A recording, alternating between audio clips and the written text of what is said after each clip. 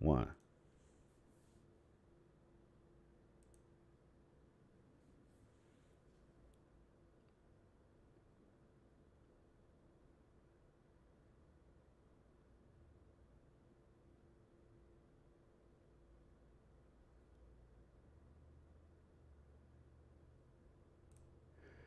All right, what is going on, everybody? Welcome to another episode of SML Podcast with your boy Project Storm and the hardest working individual I know out here in this whole content creation space, right? We got MM2K today. MM, what's going on? Because we don't have a whole lot of time, man. So go ahead and do your greetings right now so we can get into all this goodness that we got for the people. Man, we got a hell of a show. If you are coming over from the Stadia Dosage channel to hear, I told you everything that went over that we're going over today. So definitely share this out, let people know, because this is, like Storm said, going to be a hell of a show. Hell of a show, y'all. So right now we're going to do an audio check to make sure everything is good, y'all. Let us know if the audio is fine. And we're going to go ahead and highlight the early birds up in the chat already. We got Ray Sherrod with the eyes, with the sneaky eyes, sneaky eyes. You know what I'm saying? I even used the sneaky eyes in the tweet, Ray. I don't know if you saw that on Twitter when I just retweeted MM's tweet. I put the eyes out there, man. And it's funny how you are the first one in the chat, though. I appreciate seeing you, my brother, up in here. Amanor is in the building because why wouldn't Amanor be in the house, y'all? He's livening up the chat every show, saying what he wants to say. You know what I'm saying? Y'all got to understand, this is Amanor's world. We just live in it. We just some squirrels in Amanor's world, man.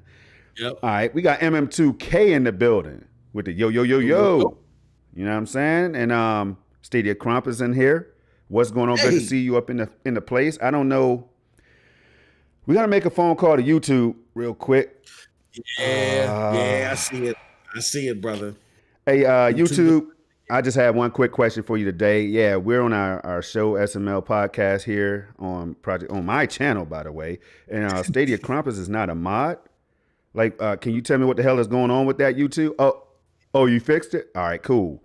Stadia Crumpus, you should be good now, man. Drop your links if you are a moderator in this house right here. Drop your links to your shows or anything special that you guys have coming up. Let the people know about it. Now, I'm looking at the gameplay right now, and it seems to be frozen. I don't know if that's the case or not on the stream itself, but we're going to troubleshoot and work everything out. Okay, good. So we got Roy Martinez in the building. What's going on, man? It says that boy Roy Martinez from H-Town. Y'all know what it is, man. Y'all know what it is. You know how they do down H-Town. So absolutely. Good to see you. Thanks for stopping through, y'all. We got a jam-packed one, but we got a very fun one and a very informative one for y'all today. So yes, I like that word because that hits it right on the nail. Yeah, so let me see what's going on with the gameplay, because on my screen, MM, you sure? Because it stopped. No, I was frozen here. Yeah, it is. Okay. So let me try to fix that real quick, people. Bear with me real fast. So while you fix that, let me hit up some more people in the chat. Okay, we get Cloud Gamer 201. He says, "Hello, everyone." We got Amanor in the house. He said, "Let's go. I want to start spitting my infamous Stadia quotes like Stadia is done for." I can't stand you, Amanor. You know what? Ruth is really tripping. We made this manga mod. Oh man, we got to do something about that. No, shout out to my homeboy Amanor in the house, man. Yeah. All right. And y'all do us a huge favor, because a lot of people, again, they don't do what they're supposed to do. They don't do their homework. They think that this show airs every week on MM2K's channel or Stadia Dosage channel. No, this show either airs on Stadia Dosage channel or Project Storm's channel. So we need everybody to, help us spread awareness, tweet this out, let everybody know that we are live, because we got some great videos and stuff for you that we're going to put forward to your liking. Man, I appreciate that. Cloud Gamer 201, what is the deal? What's going on? Project Kill Gaming is in the building, y'all. Project Kill Gaming is going to be out here doing big things soon, so keep that name on your radar. But look. Absolutely. We're going to jump into some housekeeping right now. MM2K, is there anything special that we have going on the PNTS network side of things? Absolutely. Of course, we're going to start off with today. Today is the SML Podcast. That show is hosted by Project Storm and myself. It airs every Saturday, 11 a.m. Eastern Standard Time. As I just told y'all, either here So hit that subscribe button, hit that bell, and hit those notifications. It's either going to air here or it's going to air on not MM2K channel. MM2K. That's what. Hey, he's all about himself. He's all about himself, y'all. Hey, John Scar, where's John Scar at? Ray Sherrod, man, you want a job on the SML? Hey, hold on. I'm going to get Amanor up here. Kill. Somebody, Stadia Crumpus, Cloud Gamer 201, somebody, Roy Martinez, if you want a job on the SML podcast every Saturday at 11, let me know, man. If y'all got a channel, we'll put it on y'all channel. I'm done with this. I'm done with it. What is we store? We like 3 minutes in and I'm already losing my job. Come on, man. Oh, God. And don't call Robbie from Mantis Games, man. And Bloody Good Review. Shout out to them, man. Love Most definitely. Most definitely. That was a hellified episode. Absolutely. But yeah, we're airing today's episode here, but it's normally here. Episodes are either dropped here or on the Stadia Dosage platform. Okay, so make sure that you're subscribed here as well. All right. Next, on Sundays, we got a couple of, well, I can't talk about the other thing yet. The other thing is a surprise. But on Sundays, we formally had YMYOG. That is where they talk all things gaming with our good friend Project Storm, Snow Bunny Gaming, and Ro Much. That's on hiatus right now. But right now, Storm, you want to shout out a special show that's coming out on Sunday? Well, you already know it, man. Plenty of people already know about this Revolutionary Storm. That's a new show that we have, myself and the Stadia Revolution. And I know he's probably listening right now as he's on the road out of town. So, Rev, here it is, man. Revolutionary Storm is a show that we thought about a while ago, y'all, where we just keep it real. We're talking Stadia and cloud gaming, but mainly focusing on Stadia and how everything else correlates with it and all, and how it fits into this cloud space that we're all learning about right now, that we're all experimenting with, right? So we are going to be doing that show at 11 a.m. right now on Sundays at 11 a.m. Eastern time. So set your clocks, set your alarms, and pop on in, because we had a hell of a show last week, man. We had the Nerf report and some other people up in there in the chat chopping it up, man. So it was a real cool conversation, y'all. Real cool conversation about cloud, and just like a lot of lineage and history was given in that episode. So check that out, y'all. Saturdays 11. Now this time it'll be on my channel. So tomorrow, make sure you subscribe, turn notifications on if you want to catch that, as well as all of the other shows is going to be over here, and the content that I regularly make. So hit that sub button, turn notifications on. I promise it's not going to hurt your hand or anything like that. And Absolutely. Catch that content. So tomorrow, look for a tweet on Twitter or whatever that's going to come out from myself and or Stadia Revolution himself, and you will know where to go for the show. Absolutely. All right. With that said, that's Sundays. Now we got another surprise. We're slowly teasing this out. We got another surprise happening this upcoming Sunday. Even after that, can't talk about it. Stay tuned. Be on the lookout on either my Twitter, Stadia Dosage's Twitter, or need I say? Well, no, I ain't gonna say it yet. Don't say it, man. You're trying to climb out of the hole, man. Don't you know? You know me. Hey, look. You always want to give everybody the goods, man. This dude got access to some top secret stuff, y'all, but he don't. He just want to share it. And see, the thing is, you can't be out here jumping the gun, though, bro. I mean, come on. I'd be worse having a security clearance for the FBI or anything like that. I'd be fired in like 15 minutes. And look, Roy Martinez says he's coming. He said my days are numbered. He's coming for my spot already. Hey, look, first come, first serve. I know Storm has already given out applications. But that's our show on Sundays. On Wednesdays, join Storm and I again for SSC Podcast. That's where we talk all things Stadia 100, baby, in the house. Stadia definitely. 100. We had a great show the other day. Oh my goodness. Robbie Bosch of Bloody Good Reviews and of Mantis Games, of the PR and the marketing stint there. We had a very extensive talk. We even had I would say it was even better once we got into the after party store.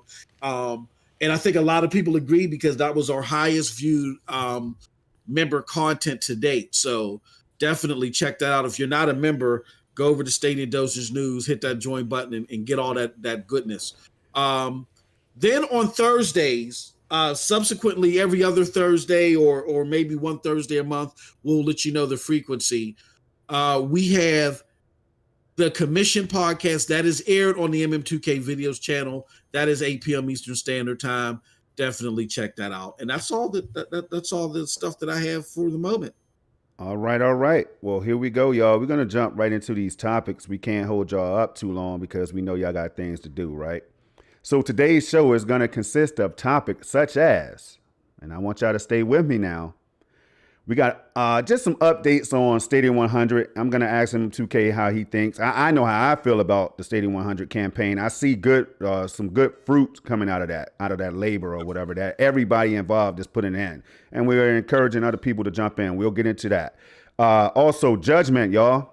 I'm going to keep it real simple because when I get into that, you're going to get a very detailed take. I'm going to be doing some analysis on that game right there. From the short time that I spent with it, like a little over an hour, you'll get my thoughts soon on that one, and I want to get everybody else's thoughts as well. And we're also going to jump into some cloud moves, right? Cloud moves. What does that mean? So we're going to be talking a little bit of, again, everything cloud. GeForce Now, that would be PSN or PS Now. That would be xCloud.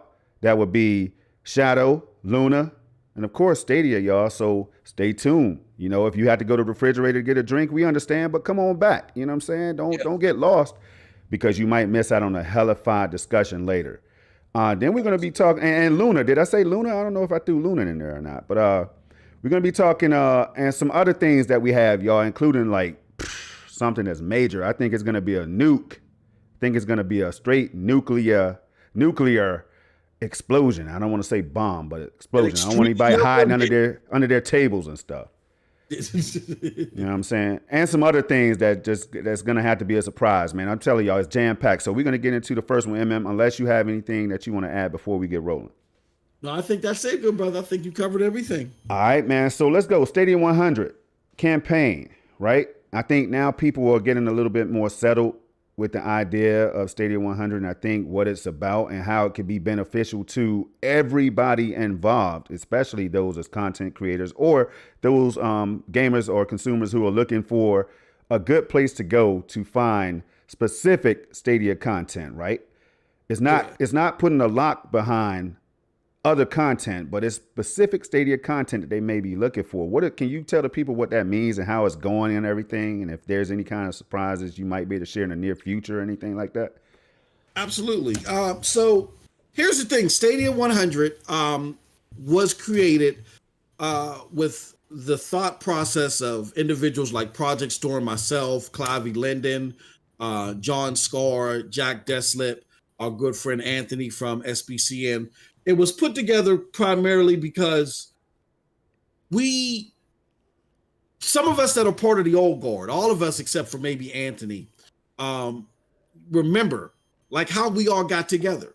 Like I remember I got connected to Project Storm because he was listed on, he was being promoted. He may have found out about me because he may have seen me on a show with certain content creators, all that stuff. All that news used to be circulated regularly through something we call the Stadia Unofficial Community Update and through other efforts, you know what I mean?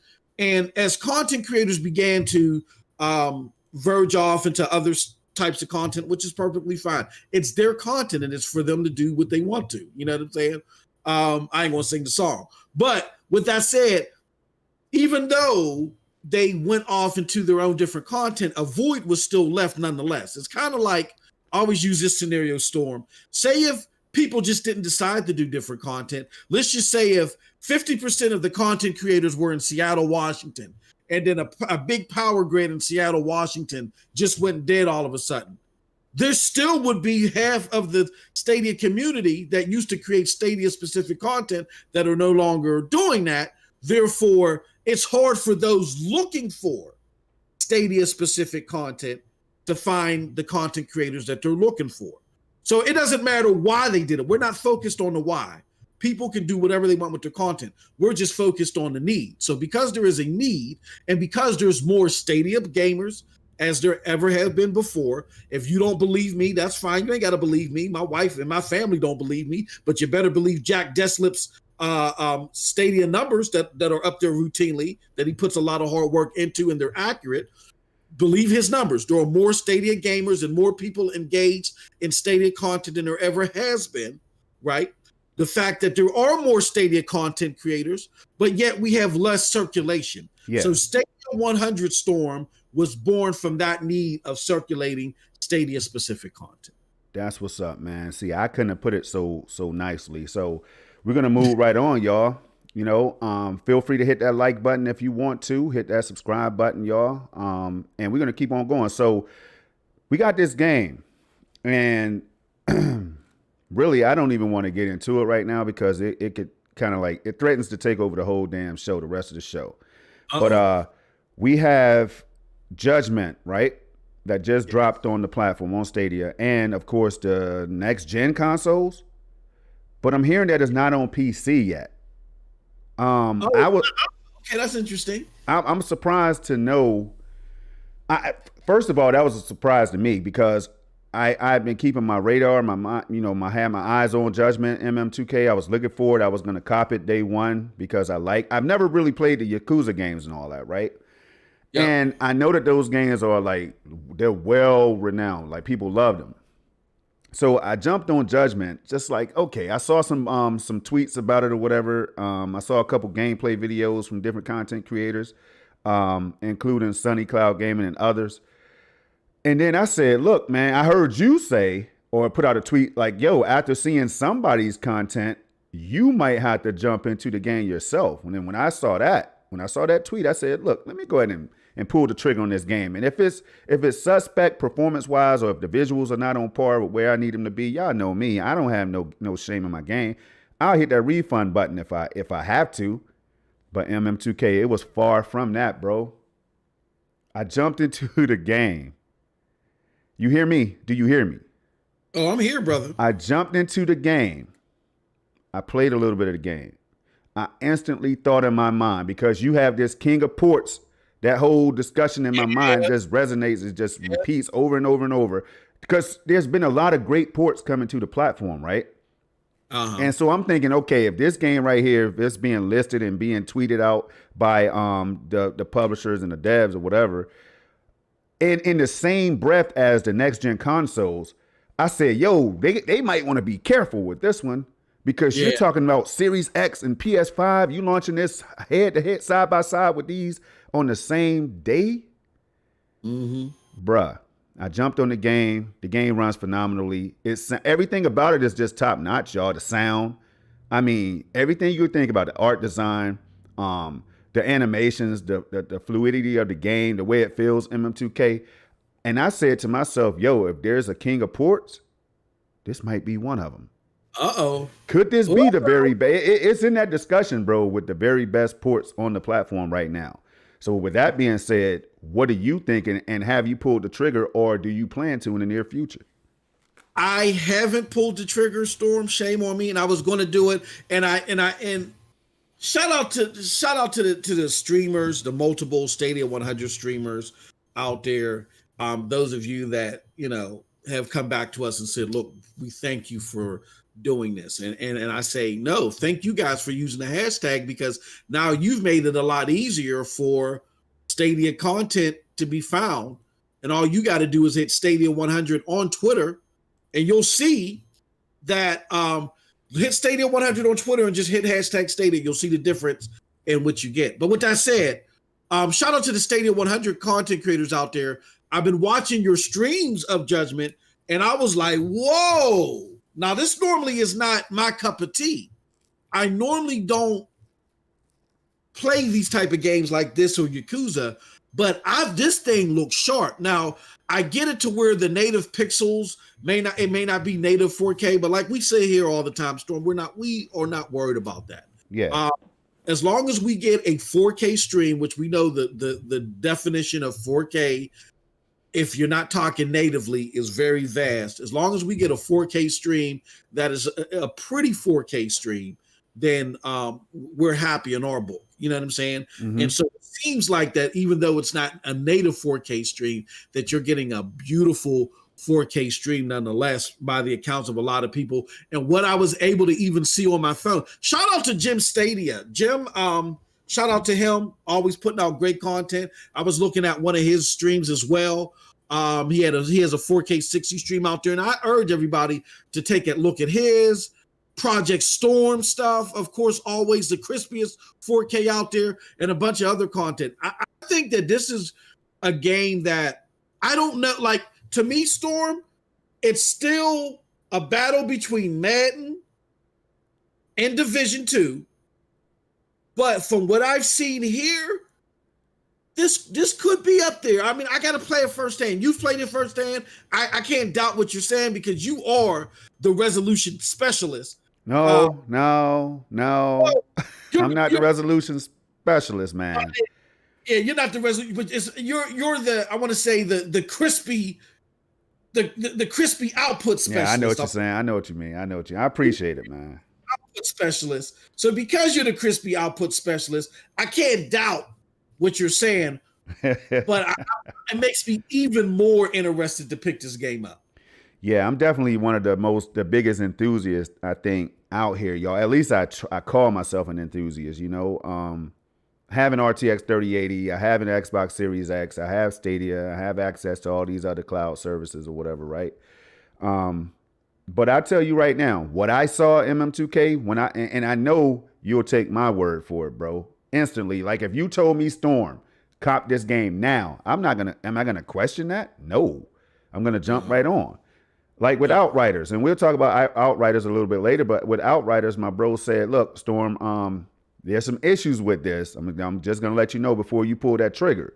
There's some issues right now that we're seeing, and at that time, nobody knew the performance issues that we were gonna run into like that. We were just talking about initial impressions, right?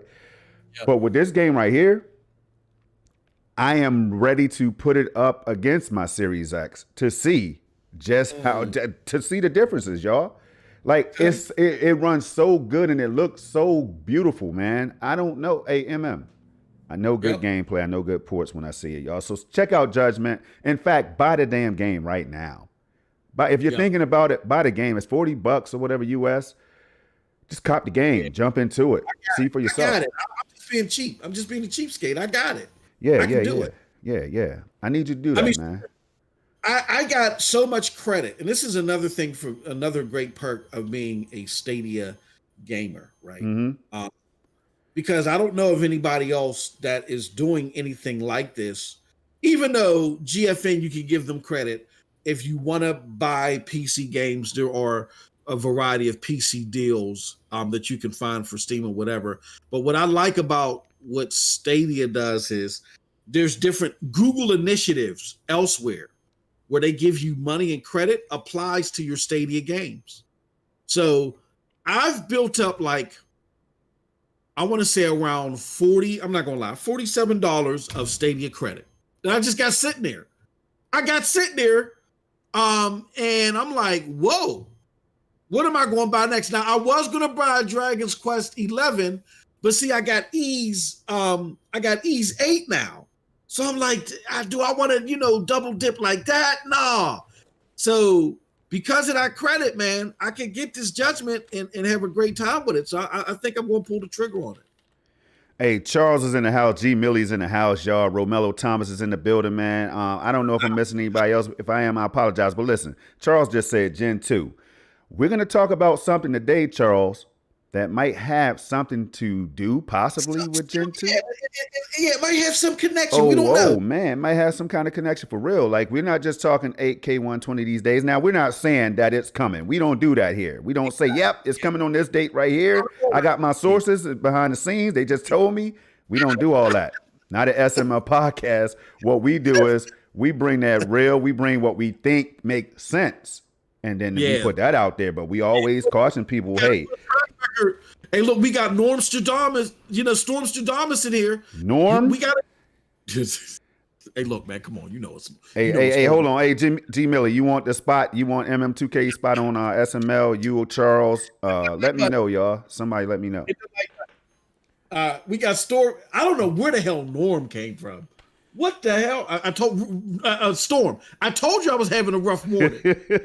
You did, man. You did.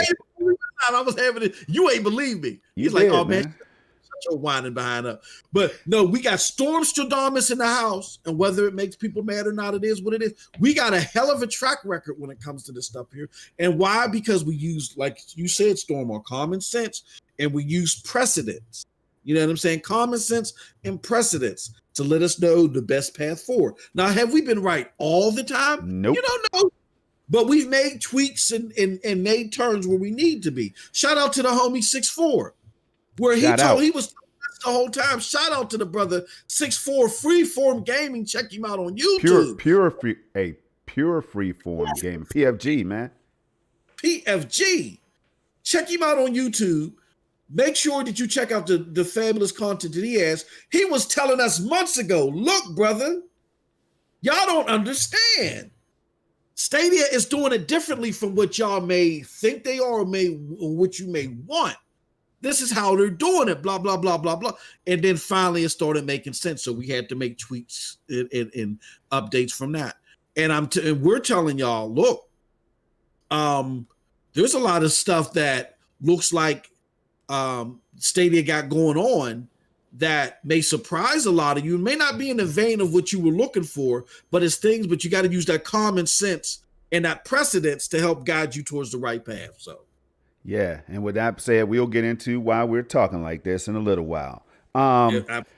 But we're going to keep on rolling, MM, so that we had time for the chat and time for the callers if they would want to call in. I don't think we tested the calls, so hopefully everything will be up and running if we do have phone calls today, sure. Y'all. We'll get it situated. But here's the deal.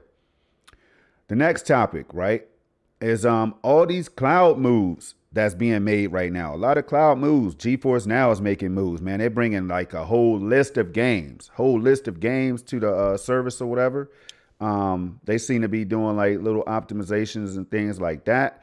You got PS Now that's bringing 1080p streaming to PlayStation Now gamers. And they're moving up from 720p to 1080. You have Amazon Luna, who recently announced that they're going to be implementing 720p streaming to its Luna cloud-based service or whatever, Luna cloud gaming service to improve stability and all that stuff, right? You have, who else? Who am I missing, man? xCloud. They're going to be moving to Gen 2 hardware or their Series X hardware sometime this year. Later on this year, that's supposed to be happening, right? Yep. So all these moves, man, do you think they threaten Stadia at all? Like any of the moves that I just mentioned, and why? Or why not? I wouldn't say they threaten Stadia. Like none of the moves I see so far threaten Stadia. I think this is what they show. I'll go one by one. Amazon came out with a 720p mode. I mean, does that hamper Stadia 4K? I'm going to say no. I'm going to answer that straight up and say, hell no. It just doesn't. I mean, I'm no. just saying, it don't hamper Stadia. Stadia still got the sharpest picture qualities as far as resolution is concerned that's out there. Yeah, you can make arguments to where you may get some better textures here and there. Yeah. But when it comes to the thing that as far as performance is concerned, Storm, that I think will win the day for cloud gaming is the more cloud gaming will make you forget that you're gaming in the cloud and make you think that you're gaming natively. Can I stop you right there for 1 second? Please hold your thought. Please keep your thought. Hey, bro, you're absolutely spot on because that's what I saw when I was playing Judgment. I was blown the hell away, y'all. I was blown away. And remember, when I kept talking about my graphics card, my 3080, it has to have something to do with it through hardware acceleration, where it seems I was right. And we'll get into that a little bit later. But go ahead, bro. My bad. No. You're good. See, and on that helm, the thing is that I'm sorry, I got distracted by this damn motorbike playing. And then I distracted you too. So that's kind of my fault, man. I was good until this damn. But you were thinking about, we were talking about, do we see any of these services and their moves, the moves that they're announcing that they're making, does it really impact or threaten Stadia? You brought up Judgment. Judgment, definitely. You brought up Judgment because we were talking about fidelity. Oh, yeah, we were talking about how Stadia has the best resolution that's out there. And then it's about making people forget that they're playing in the cloud instead of playing instead of playing natively, right? And shout out to our homie Doc Dark 1985. Doc. What is it that he says?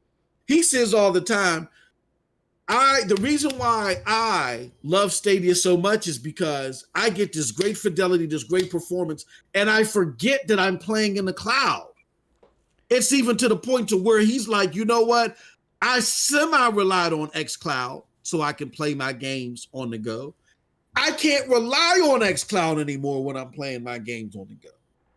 And to be honest with you, kudos to all these other individuals that are making these strides. But to answer your question specifically and honestly, Storm, no, they don't threaten Stadia right now because they don't do what Stadia is doing. It's as simple as that.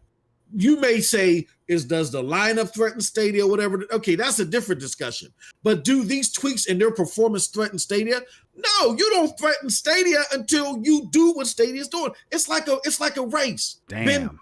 Or Bowl. If Bowl is like 5 people ahead of you and you close the gap to 2 people, but you're about to cross the finish line, do you say, oh my goodness, he's now threatening you? No, you're still like 2 people behind.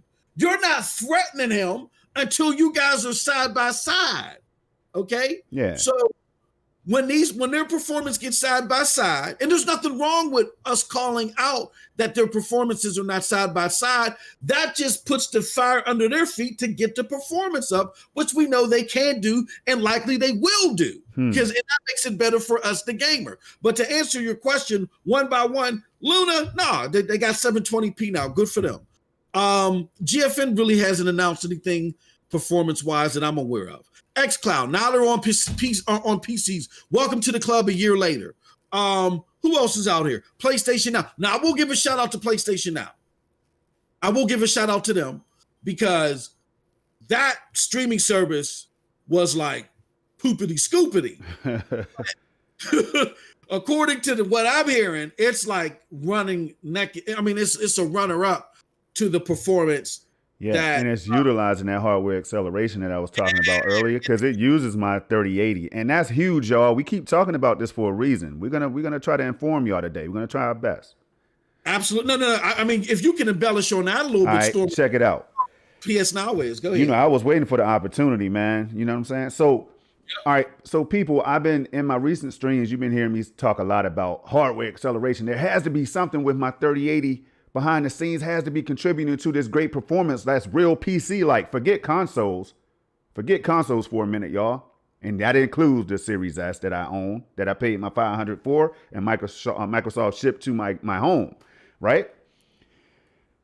Stadia plays so damn good, and PS Now plays so damn well now PS Now is certain games, right? Now, certain games over there don't run at 60 FPS, so this is what we mean by when we say Stadia is still the king. Like Stadia is the king of the cloud right now, as far as like performance goes. The games are coming and all that stuff, but we're not even talking games right now. We're talking about strictly performance. Because when people ask me questions these days about Stadia or the cloud itself, it's latency. How you think I'll be able to run it? Do you experience any latency or any lag? Check out my recent videos. People are always in the chat talking about latency and lag. That's what they care about the most, right? So when it comes to PS Now, a game like God of War runs very well. I'm talking about like native PC, native hardware, native console, right? Like at times I thought I was playing it on the PS4 Pro. Now, but then there will be another time where I'll boot up Red Dead Redemption 1 or Horizon Zero Dawn, which is a first-party Sony exclusive game, which you would think would be well optimized on PS Now, and that game runs at 30 choppy FPS when it's blurry and when you turn the camera, which is unfortunate, right? Because it's not hitting that 60 target. So this right here says that MM2K, and I don't want to go into Luna. Like I just did a few Luna streams the other day. I'm happy about it. The performance was good. The resolution was not good.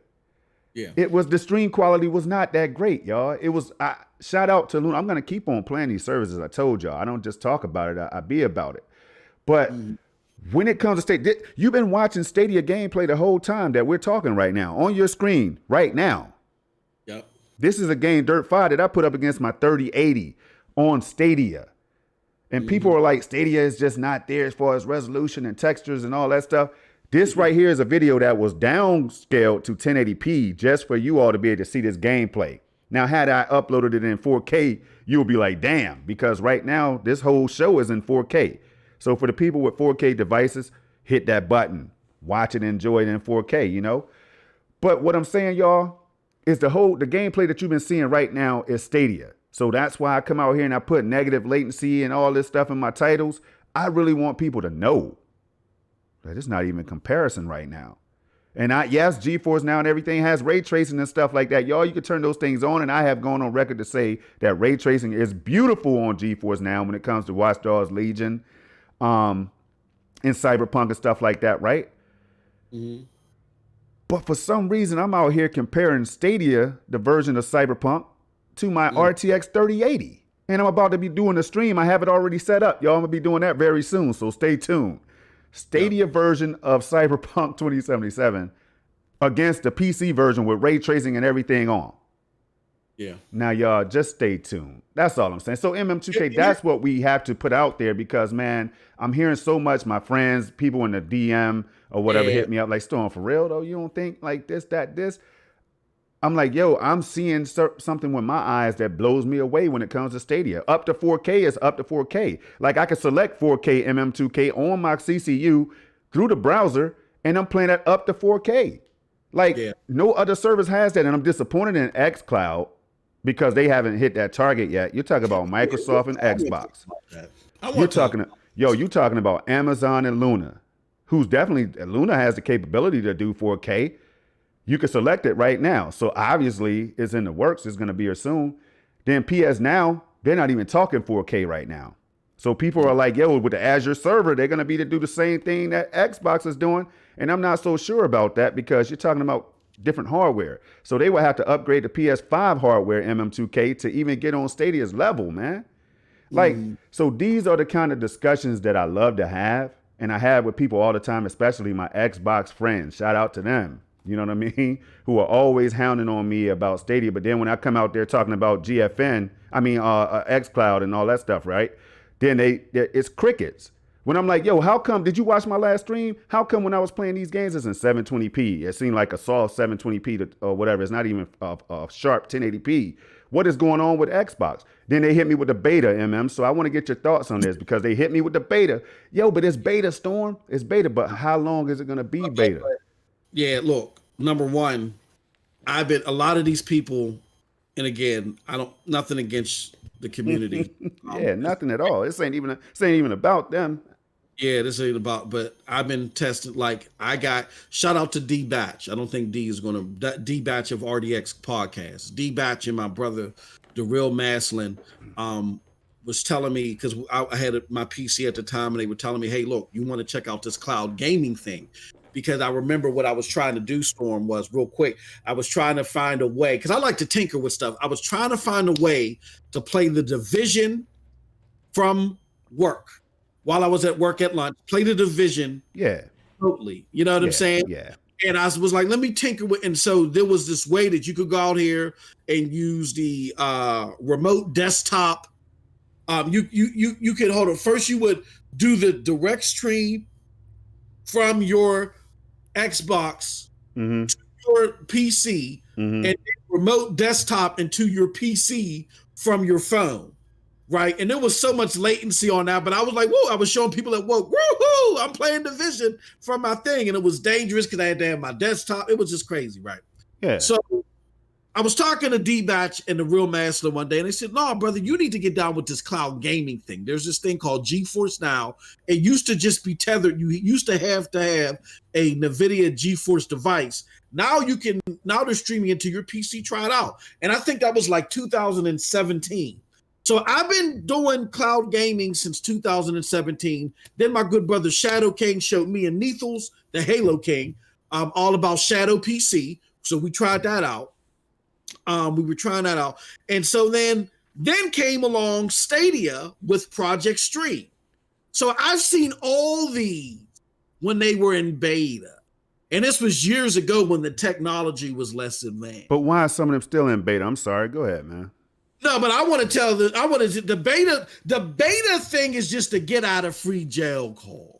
Whoa. Because there is no concrete, what do you call it, Storm? There is no concrete litmus that people use universally to say this is a beta. We can call this podcast a beta if we want to. Yeah.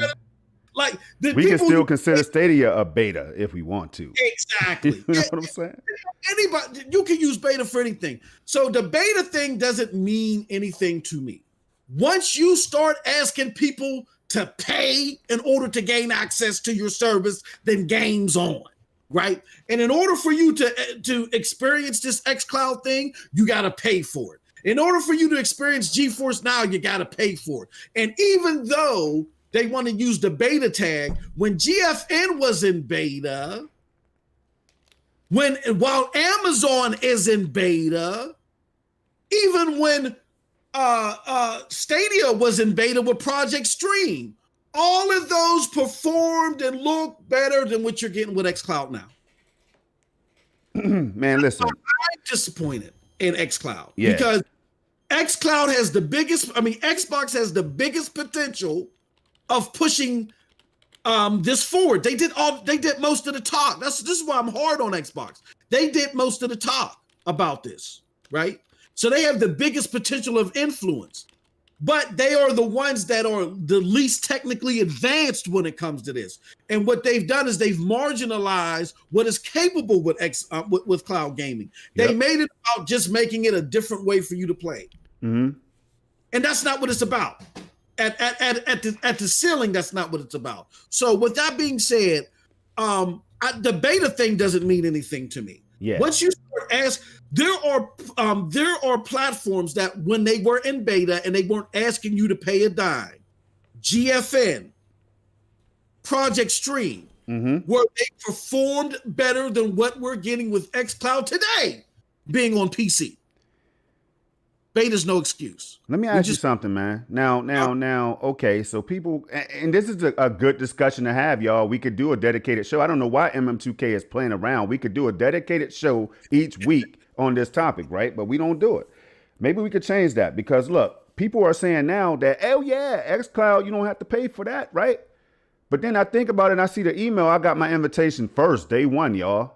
Early in, I think it was like as soon as they were available, I had one from Xbox saying you could try xCloud right now, right? But then I was like, yo, I scratched my head because I said, damn, it's only for Game Pass Ultimate subscribers, MM2K. Mm-hmm.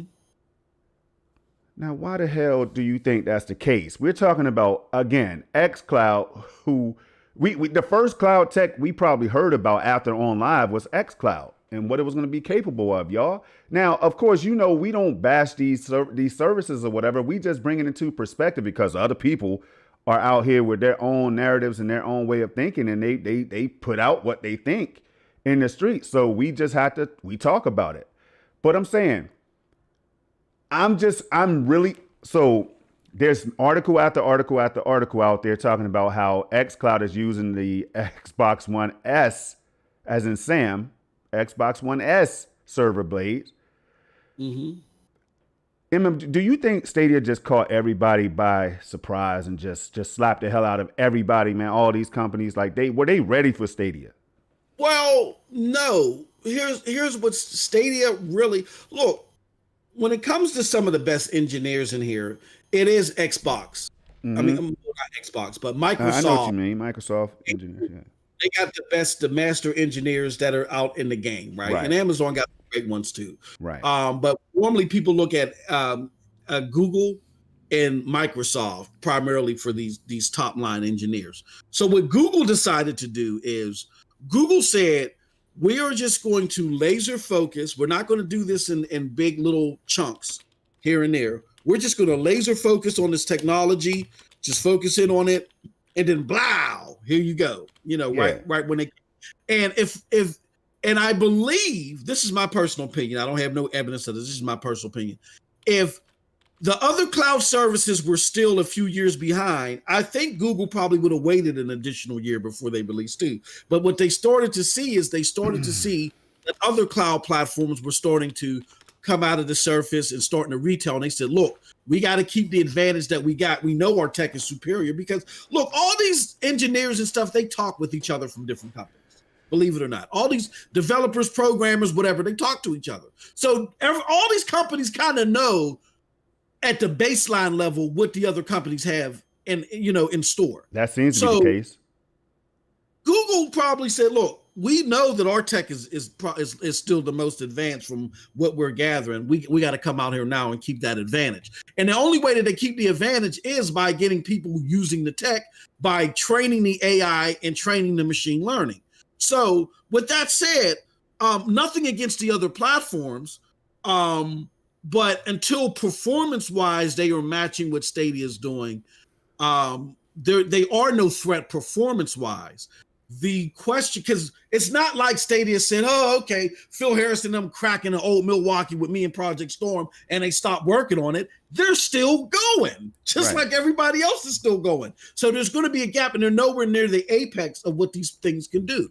So the question will be, of course, lineup, exclusives, whatever the case may be, as far as who will be the more popular platform. But me and Project Storm look at things from a technical level. We love playing on Stadia because we love playing at the 60 frames per second and some of the other technical things it can do. And from a technical level. And we love being able to buy our damn games. That's another thing. We love being able to buy games, have them in the library, and all these libraries could disappear one day. I don't know why the stream freezes right there, but yeah, Yeah. But from a technical level, we look at what Amazon is doing, how Amazon, boom, they just made a big boost. We're like, oh, look at Amazon. Then here comes PlayStation, boom, they make a big boost. You know what I'm saying? GFN was doing some things. You know what I'm saying? We're looking at all this stuff that everybody's doing. And of course, Stadia. And then we look at Xbox with their master engineers, top line engineers, and they're well behind the pack. And that's why we're so critical, because we know they could do better. I don't know what it is about the step forwards that they're taking. I know that they're going to upgrade to server blades, but they seem to be disappointingly behind the pack. And that's all I'm saying. Yeah, so I had to change that stream because for some reason it was hanging up on the PUBG on that one scene. So I put the Outriders back on from last time, y'all. So check this out, right? As I'm working on this, I'm thinking, and first of all, a hell of a discussion. Before we leave the cloud discussion, though, let's go to Shadow, man. I know there's not a lot of information out there, but I've been staying close to the streets on Shadow. You know that they were ran into tough times or whatever, and they were trying to get some buyers or whatever. And I think the last I heard was that they narrowed it down to 2 potential buyers or whatever. That's the last time I heard. I was trying to research. It's hard to really find the information that I need to accurately present that. But it's sad because I had Shadow for a year. Y'all know me. I was playing Stadia straight from Shadow. Like Shadow is just a remote PC that you're paying to have access to, and you can run Windows 10 and everything else on Shadow, right? But it seems like they're in this dilemma, man. And MM2K, now I'm gonna say this, bro, because you know we keep it real, don't give a damn what people think, right? Don't care how they feel. I just thought about this yesterday, and I don't want to see Shadow die, MM. I don't, man. I don't. You don't. None of us want it. It's not going to be good for cloud gaming if it happens, man. Shadow had this great technology there. Shout out to the people that had an idea and presented it to the world. I bought into it. I paid my $24 a month, and even when Boost went to $11 or $12 in the US, I continued to pay my $24.99 or whatever I was paying, right? Because that's how much I rock with Shadow. I wanted to support that move. Now we're hearing that it's potentially in a bad place, man. If that was Stadia, I'm just going to ask you this to get you in a little bit of trouble, man, because I know you don't care. You got broad shoulders and stuff, man. You from the broadband side. You already know the street. So if that was Stadia, bro, what would that conversation be like today? Oh, my God. I mean, I remember seeing comment when Stadia closed down SG&E. Yeah. Right? Yeah. And they told you, they said, look, we're closing down SG&E. And look, shout out to my brother Nethos. Y'all may have seen an exchange yesterday, but that's my brothers picking with me. That's what they like to do. That's what we do. We just heckle each other. But I saw there was a tweet from my brother yesterday. We're gonna talk about this too, because it's on the docket about the Cyberpunk. The dude laughed. Oh yeah, we got to hit that. Oh, there was only 3 copies of Cyberpunk sold. He laughed. You know what I mean? It's crazy out here in these streets about Stadia. And that's just one example of what we're talking about, y'all. We don't make this stuff up. We're not making it. This is real. These are real life trials and tribulations that somebody chuckled because they a store. Somebody chuckled because they know, oh, I ain't allowed to say this ish. Oh yeah, when you look at it, if you dissect it, put that under a microscope.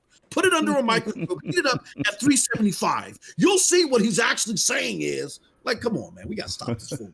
But anyway, the thing that about Shadow that I find amazing is that, okay, they said that they're going to find a buyer and that they're going to make it. And everybody took their words for it and left it alone, right? Yeah. But Stadia said, look, what we're trying, Stadia's not going anywhere. They said that on multiple occasions. Stadia's not going anywhere. Right, man. Right. They said, all we're trying to do is, we saw the success of Cyberpunk 2077, right? And again, it may not, now as far as success is concerned, it may not be successful in the broader scheme of gaming, because gaming altogether is way more bigger than cloud gaming. Cloud gaming is only a 2 to 4% business. So if you expect any game to have sales over 2 to 4% on a cloud gaming platform, then something might be wrong with how you're looking at this. Right. So, but for Stadia sales versus everything else that they've had, including a Doom Eternal and whatever else may release day and date a Marvel, Cyberpunk 2077 may have blew those other ones out of the water. So they probably said, maybe we're on to something. Maybe we should focus more on our third-party partnerships and bringing these games over, because we done threw everything but, well, I don't want to say that, but we done threw a lot of stuff at you exclusively. We talked about what we want to do in the future. None of it's catching.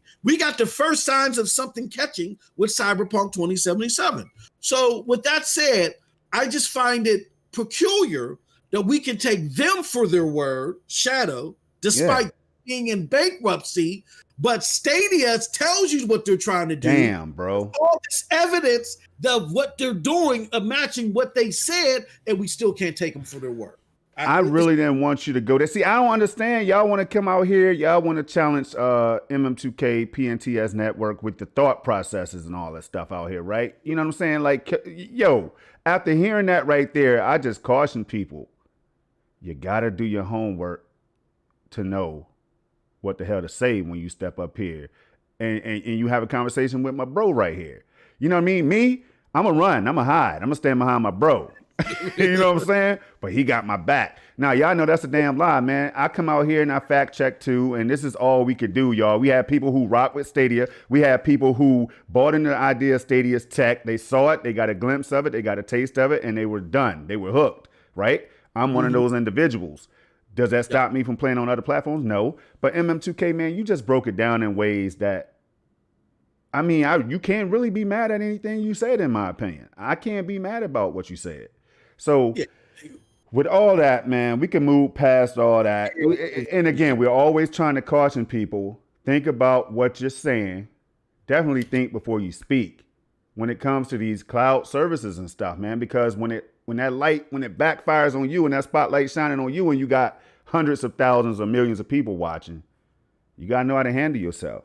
That's all. Well, we've been here this, fool me once, shame on you. Fool me twice, whatever. Shame on me. We've been here we've been here before, Storm. Mm-hmm. Storm, you were telling everybody, look, just follow this evidence, follow this trail of evidence. That's all, man. And bam, last year, and everything that you said came to fruition.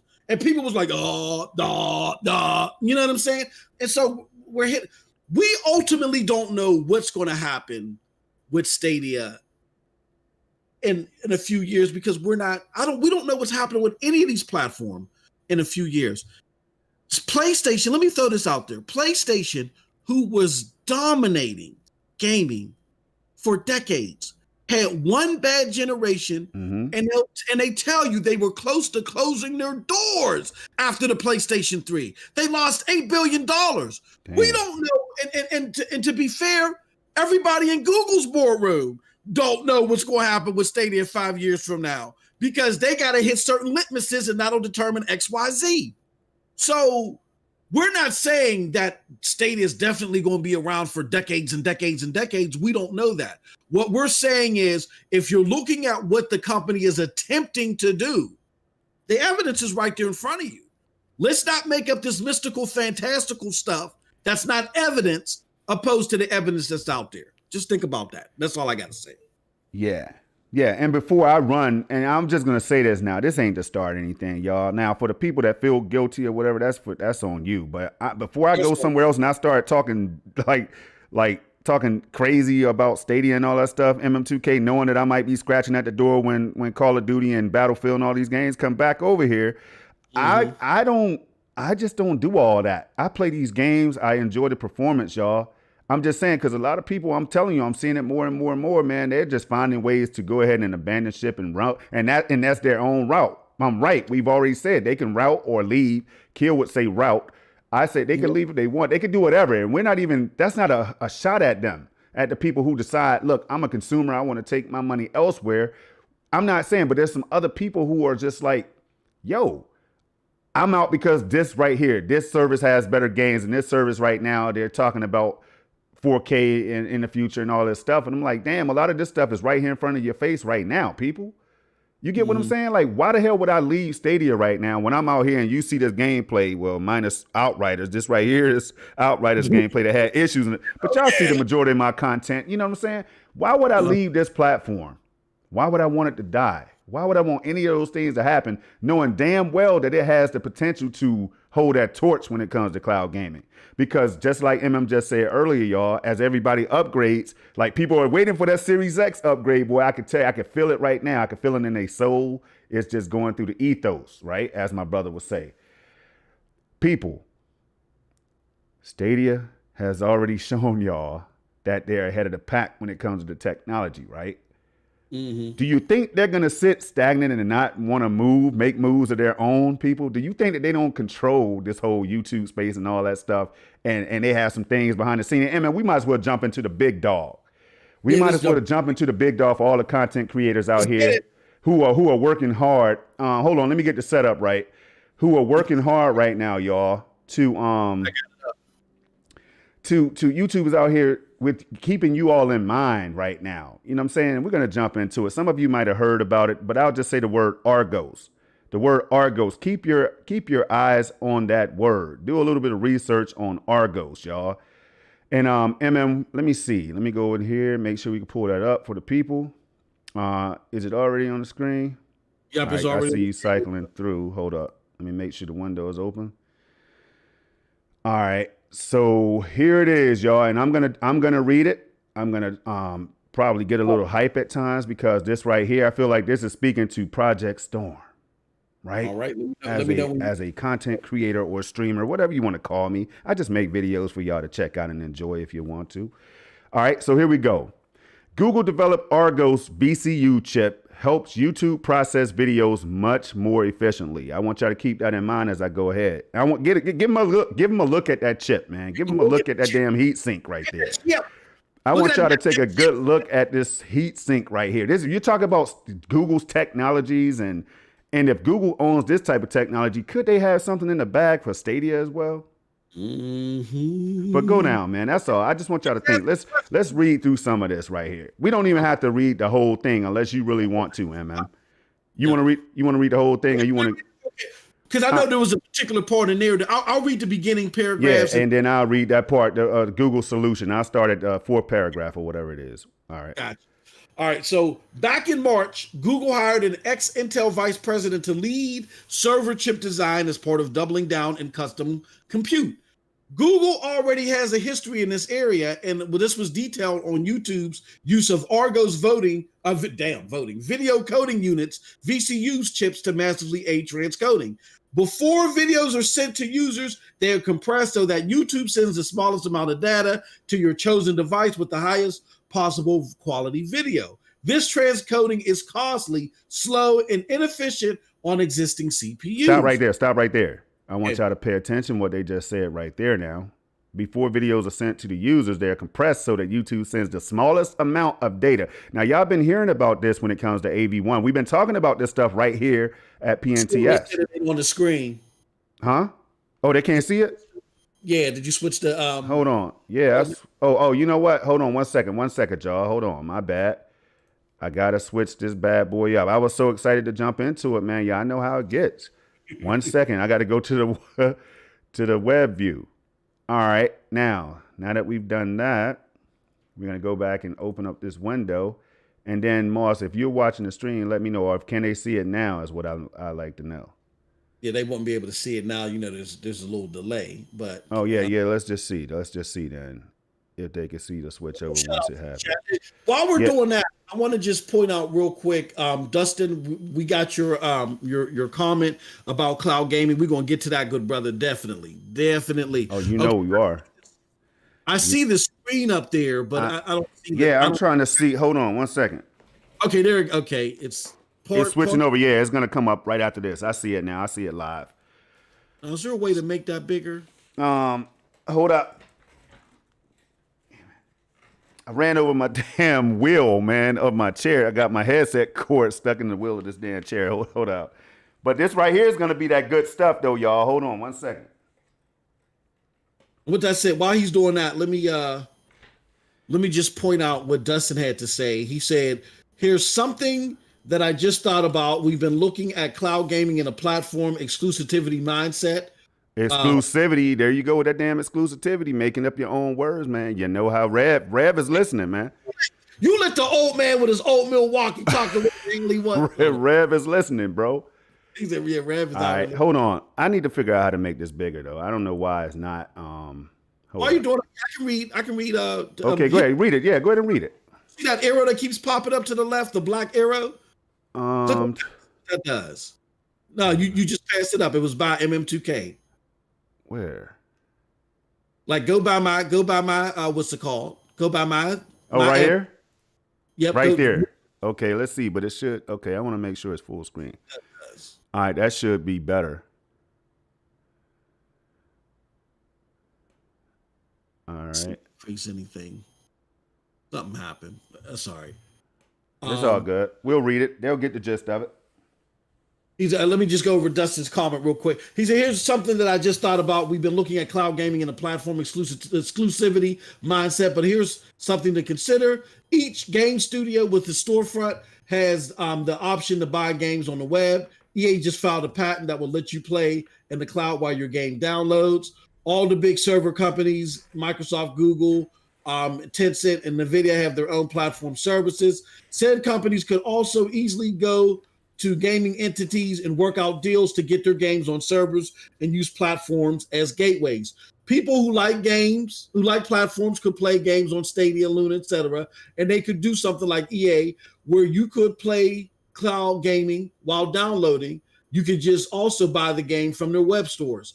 There also seems to be a push to put mobile games on the cloud, and they also could have these games on the web store. Since some companies plan to integrate with YouTube and Twitch respectively, this would allow people who play in the cloud to be able to stream and use their features too." Yeah, before we get back to the interview, my thoughts on that is, yeah, absolutely. That's what it's about. Like right now, it was cool to hear about Project Chimera. I'm disappointed to know that has been bottlenecked at the moment. I'm hopefully if they can get a systemic gaming model together, that'll be put back in the forefront. But right now, they're just trying to get a lucrative gaming model right now. But the name of the game at the moment for cloud gaming is just get people access and give them the games that they want. That's why GFN, even though most of the gamers are on the free tier, that's why GFN is seeing success with a lot of gamers accessing the platform, because they have access to a plethora of stuff that they want. Stadia and others got to figure out how to replicate that, but have a more lucrative business model. So it's getting your foot, building your lane. Once you carve out your lane, then it's just all forward thinking from then. But great comment from the homie Dustin. All right, Storm, if you're ready, I can go back. Yeah, go back and check it out. I tried to make it a little bigger, man. I'm not you, so I'm trying my best. But anyway. Oh no, you got it. All right. I kind of stretched it out a little bit, but go ahead. Shout out to Jamal Adams in the chat as well. Jamal. He said it also says, okay, so this transcoding is costly, slow, and inefficient on existing CPUs. It also comes amid rising demand for higher quality video and how data efficient video codecs like VP9 and AV1 require more compute resources. All right, so can you see the fourth paragraph? Because I know you wanted to. All right, yeah, I can see it. Now check this out, y'all. Now, I'm telling you, there's a lot in the part that you just read, right? There's a lot to think about. Now, they just mentioned VP9 and AV1. Y'all know that VP9 is what's allowing these graphics cards to give Stadia like the performance that it has right now. You know, you can select VP9, you know, and that's the updated codec. And it pretty much it kind of less it makes it where it takes less data or whatever to it makes that data transferring or whatever process smaller or something. I don't know how to say it, but that's the gist of it. All right, here we go. But right here it says Google solutions involve developing custom chips that are optimized for this processing, right? Named Argos. I said, nah, I can't talk, Damn. Named Argos. I finally got this damn cord out of this wheel, man. Named Argos, the video transcoding unit follows in the footsteps of TPUs, right? For machine learning. And keep that in mind. We're talking machine learning as well. And results in a 20 to 33 times boost to compute efficiency compared to Google's previous optimized system, which was running software on traditional, and then I have the box in a way so I can't see what it says. Traditional servers? Is that what it says? Traditional servers, yes, sir. All right. Argos has 10 cores for processing video that are placed under a rather sizable heat sink with two, I don't know if anything, chips placed on each board. Instead of days to process 4K video, it only takes hours, y'all. Now that's going to be huge for anybody that's making all these 4K content creators out here that chose YouTube to be their platform. This right here is for us because I'm telling you, I'm just thinking, and that if you think about the fact that if they're doing this right here, what's gonna be done for 8K? I'm just thinking about how 8K, because I make a few 8K videos. I have a few on my channel right now. I have more that I haven't even released yet that's ready on deck. Just did a 8K stream of Crisis 3 yesterday. The stream was in 4K, but the gameplay was in 8K. So man, I'm just thinking about all of this. And I want to finish this up and then we'll give our thoughts. So, all right, it says the chip project for YouTube started in 2015 and already deployed in Google data centers. In fact, a second generation chip is being rolled out with a focus on AV1, a codec that offers better compression, but is even more computationally intensive, y'all. They're already, man, I can't talk, y'all. Your thoughts on this, man? I don't look. So what I'm saying is, if they could have this chip already in place, right? Yep. And they're going to be rolling that out soon, and you're hearing the impacts and how that's going to affect content creation and just like people that's uploading videos to YouTube and all that stuff at these high resolutions and stuff, right? Yeah. Don't you think that they have this technology ready for Stadia as well? I'm just thinking now. I just want y'all to stay with me here. Maybe it looks like a different chip. Maybe it's based on some of the same components and ideas that's embedded in this chip right here, right? I mean, they told everybody, Stadia told everybody in the beginning that if you could stream YouTube videos, you could stream Stadia. People laughed at it. Yeah, they dumb as hell. You got to understand, people need good internet to stream Stadia and YouTube videos and all that, right? And here we are playing Stadia at a high level, MM2K. So that makes me think, now hold on, let me finish up, because I'm telling you, this is going to be deep and it's probably going to close out the damn show for real, because, bro, this is mind-blowing stuff. Now look, AV1 codec, we've been talking about that. I've been saying it a whole lot recently. AV1 codec is going to be here. LG signed up for it, Sony, Microsoft, Amazon, and others, right? NVIDIA, I think. They're all going to be using the AV1 codec. And that's going to allow you to eventually be able to do 8K 120 or whatever, y'all. So if it seems like that upgrade process is happening. You got Google TV, buzz of that coming right now, getting ready to drop soon. They told us the first half of the year, before the second half of the year or whatever. Seems like that's coming to fruition, right? So all I'm saying is, y'all, this is how I think. This is how I line my ducks up. If they have all this going on at the same damn time, these new TVs are coming out. 2021 is the year that xCloud is going to upgrade to the Series X hardware, y'all. You got PSN trying to upgrade to 1080p. You have Luna and everybody talking about coming soon. I don't know. Is AV1 going to make this possible? Is Google's secret technology going to make Stadia even better? Go ahead, man. Share your thoughts on it. Yeah, let's preface this with this, because you know how, some might try to play that. I don't even care if they try to run with it. For the people that can listen, they understand what I'm talking about, what we're talking about. This is all speculation, and we're just looking at things, and we're giving our take on what it could be. This is all speculative. However, and we're just trying to make educated guesses on this stuff. But what I say is, look at what's been happening since SG&E closed down. The same day that SG&E's closure was announced, there was a Google job posting for YouTube for integration of services and things like that. Someone to help bring Stadia services to YouTube. We've talked about on different podcasts, Storm, where, hey, maybe the possibility of a rebranding of Stadia to YouTube gaming or whatever the case may be, as long as I still get to play the same tech that you're getting to play that we love, it's all the same difference to me. A label, an avatar ain't gonna change my name on my mind on the platform. We're seeing a lot of integration that, for all intents and purposes, could mean a lot for Stadia. So I beckon back to something you just said, that you reminded us that Stadia told us.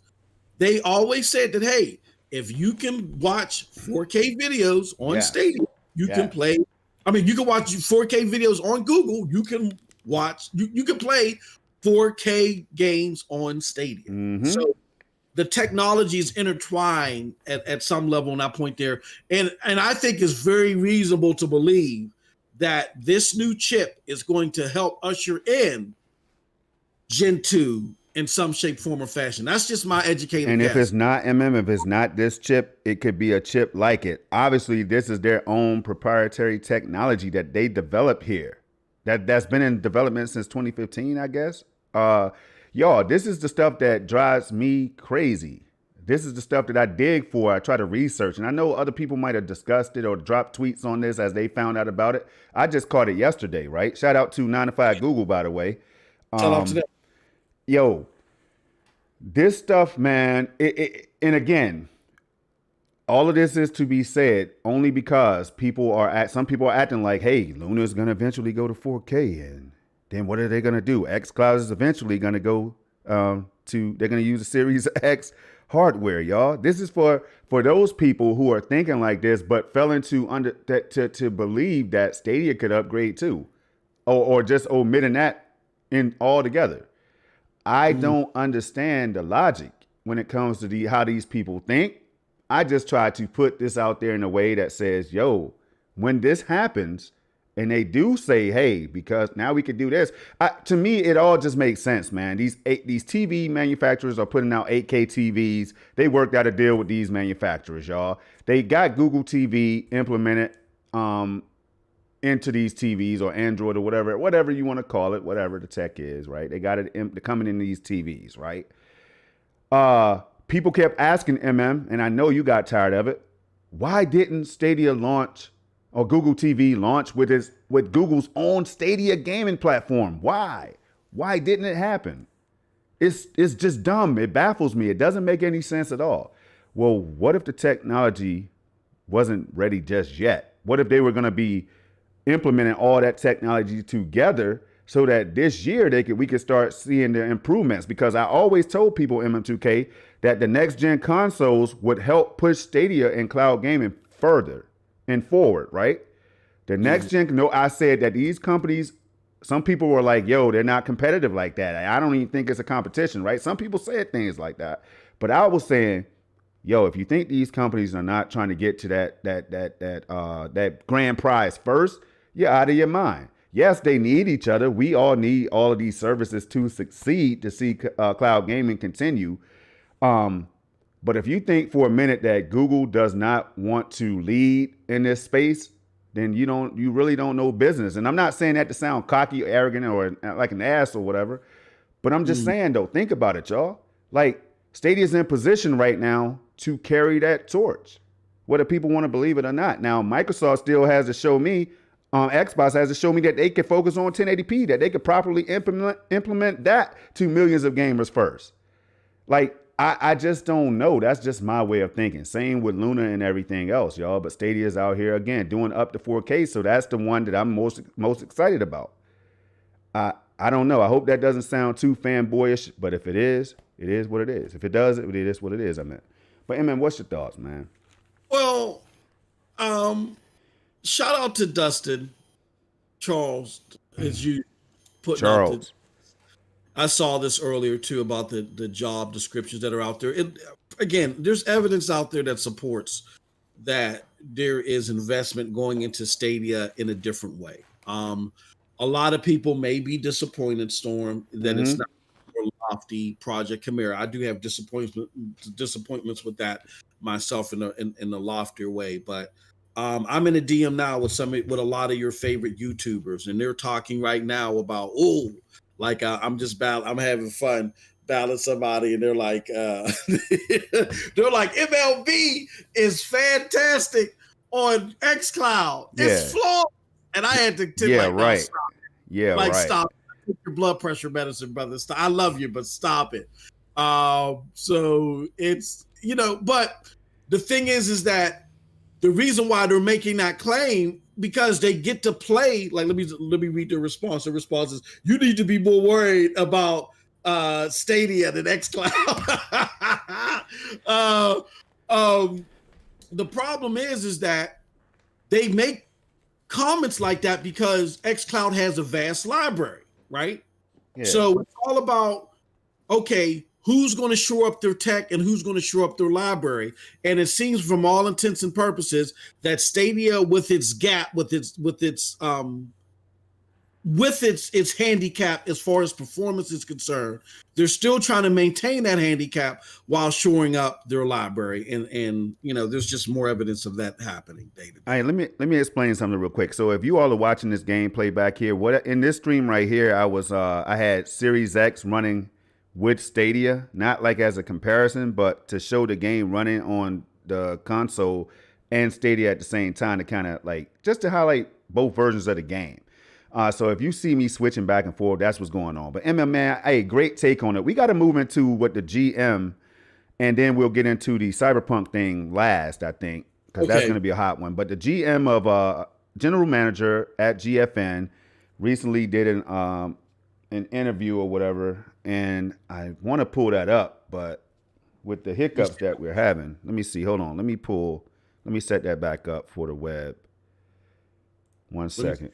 Fine. All right, yeah. See if you can find it real quick, and then I'll put it up there, because that one was kind of eye opening to me, just to his thoughts on cloud gaming and GeForce Now, and we'll share that if you can find it. If you can't, don't worry about it. We'll just summarize it or give our thoughts on it real quick.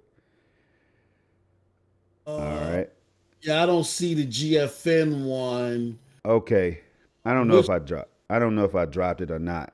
But basically, y'all, what that was it was a general manager for GeForce Now who was basically, and I forgot who did the interview, and I wanted to give him credit, but they basically, or they took a quote from him, and he was basically saying how, hold on, let me see, and I'm looking at the same time. Basically saying how he sees cloud gaming as a complementary way of gaming to like PC is where he was coming from. He said he sees it as a complementary way of gaming or whatever in the future. So Okay, and I surely didn't drop it, did I? But anyway, so basically, y'all. So, Do I you was remember who the publication was? man, I forgot, and I had it somewhere. I had it up myself, and I closed it out. So I apologize for that. Um, but anyway, so basically, that's what it was, man, and it was good too. It was definitely good. Hold up, damn. But basically, so my thought on that when he said that it was kind of like a complimentary, it was meant to be a compliment to PC gaming. My thought was, I don't know. I think he can go a little bit further than that. Only because, and I've said before, I've even said it myself that this doesn't have to take over traditional console gaming right now. But I meant right now in today's time, that it doesn't. These companies understand that it's not going to take over traditional console gaming right now, right? So, so I've said that before, but I also in the future though see how this technology could evolve in a way that it could put a dent into the traditional console gaming or PC hardware based gaming, I should say, right? So I and again, we're gonna look for that. And as MM2K is giving his thoughts or whatever, we'll go through the chat or whatever. But I want to find that, y'all, just to let y'all know what I'm talking about, because there was a couple things that he said in that article that I was kind of like, oh, whoa, okay. But anyway, Well, I'm gonna give my thoughts on it. Let me find it. My thoughts on it is that GFN, and this is why, even though I've used GFN a lot more recently. Kudos to them. I used it for Outriders, and it appears when GFN works exclusively with somebody and they're really like pressing them or whatever they're doing, or what it is that I think QLock worked on the port, or not the port, but the integration of Outriders on GFN. QLock, they're like magic makers, man. If I'm Stadia or anybody, I'm hiring them people. You know what I'm saying? But with that said, I use GFN a lot because when they work with a certain developer or they tweak a certain game for their platform, it's beautiful on the platform. And I use it a lot for Outriders when I'm not playing natively on my PC. But here's the thing with GFN that's very interesting. And for those of you that may not be aware, I'm not sure if there's discussions being held elsewhere about this, but GFN is in this cloud business as a safety net to their hardware business. Okay. What they're trying to do is they're trying to do what Blockbuster should have done when they saw Netflix in the horizon. Instead of trying to fight them off and say, oh no, cloud gaming is the devil, like how Blockbuster tried to do to Netflix. Getting your rentals through the mail is the devil. Instead of doing all that, GFN again said, well, you know what? Maybe there's something to invest in here, and they've invested into it, and they got GFN, which is a very sufficient way to play your games for a lot of people. Right. Their thought process is if cloud gaming continues to grow at the rate of growth that it does annually, we're not left out. We're not SOL. We now got GFN. We got it running. So even though it may not be the best at this and the best at that right now, it's okay. It's a safety net for us to make sure that our hardware business isn't the only thing that we got all of our eggs in the basket of. But Good. I'm still trying that. I found it. And I'm going to drop it right here. All right. Cool. At the bottom of the DM. There it is. All right. And then I'm going to go ahead and switch over to the web view because I want people to see this as we break it down. So let me know when you're ready. We pull it up right here. I'm going to take over this Argos article, and bada boom, there it goes. All right. And thank y'all for rocking with us. You know how it is behind the scene. Things are going to happen, but we're going to keep on moving, y'all. We're going to keep on moving. Here we go. So let's see if I could get this ready. Hold up 1 second. 1 second. Where the hell? Here we go. All right, here it is now. Let me try to get all these damn ads and stuff in the way, bro. Man, here we go. Telling you, man, this is what we had to do. Y'all don't understand. The sauce is made. Difficulties. Yeah, the sauce is made in a way that. So, I just want to make sure they can see it. Whenever they can see it, then we'll go down a little bit. Okay, I'll let you know. I'm looking right now, and yep, it's up. All It right. is up. So, Yep. all right, let's. Oh, so right here, it's titled. It's from PC Games, I guess. It says Nvidia doesn't want GeForce Now to make the same mistakes as Google Stadia, right? And as you go down, real quick, a little bit. See, on my screen, the text is not as sharp as it needs to be. Is it 720 or something like that? I can't really see the text too good. Oh, okay. Can you see it? Can you read? Oh yeah. Now, which part do you want me to read? All right. Let's see here. There. I barely can see it, bro. Read right above the picture of the whatever. Just start from right there and keep going if you can. Like right above the picture. Like go down a little bit. Right there, right above that picture. Just there are some incremental. Yeah. Yeah, there also is no incremental support cost for developers to keep their titles on the service because NVIDIA is the one that makes the graphics cards powering the service that streams the games to your device. Mm-hmm. No, these aren't the ones that you can get your hands on because of stock issues. These GPUs are specifically optimized for cloud computing and video encoding. But GeForce Now can stand in for an RTX 3080 while you wait. Right. It's no surprise that cloud gaming won't beckon the best gaming PCs and consoles as some originally thought. After all, its slow growth is similar to that of virtual reality. But NVIDIA doesn't believe it ever will. Huh? I'm calling it complementary. The cloud is intended to be just another way to play like PC and mobile, but with a more cross-platform approach.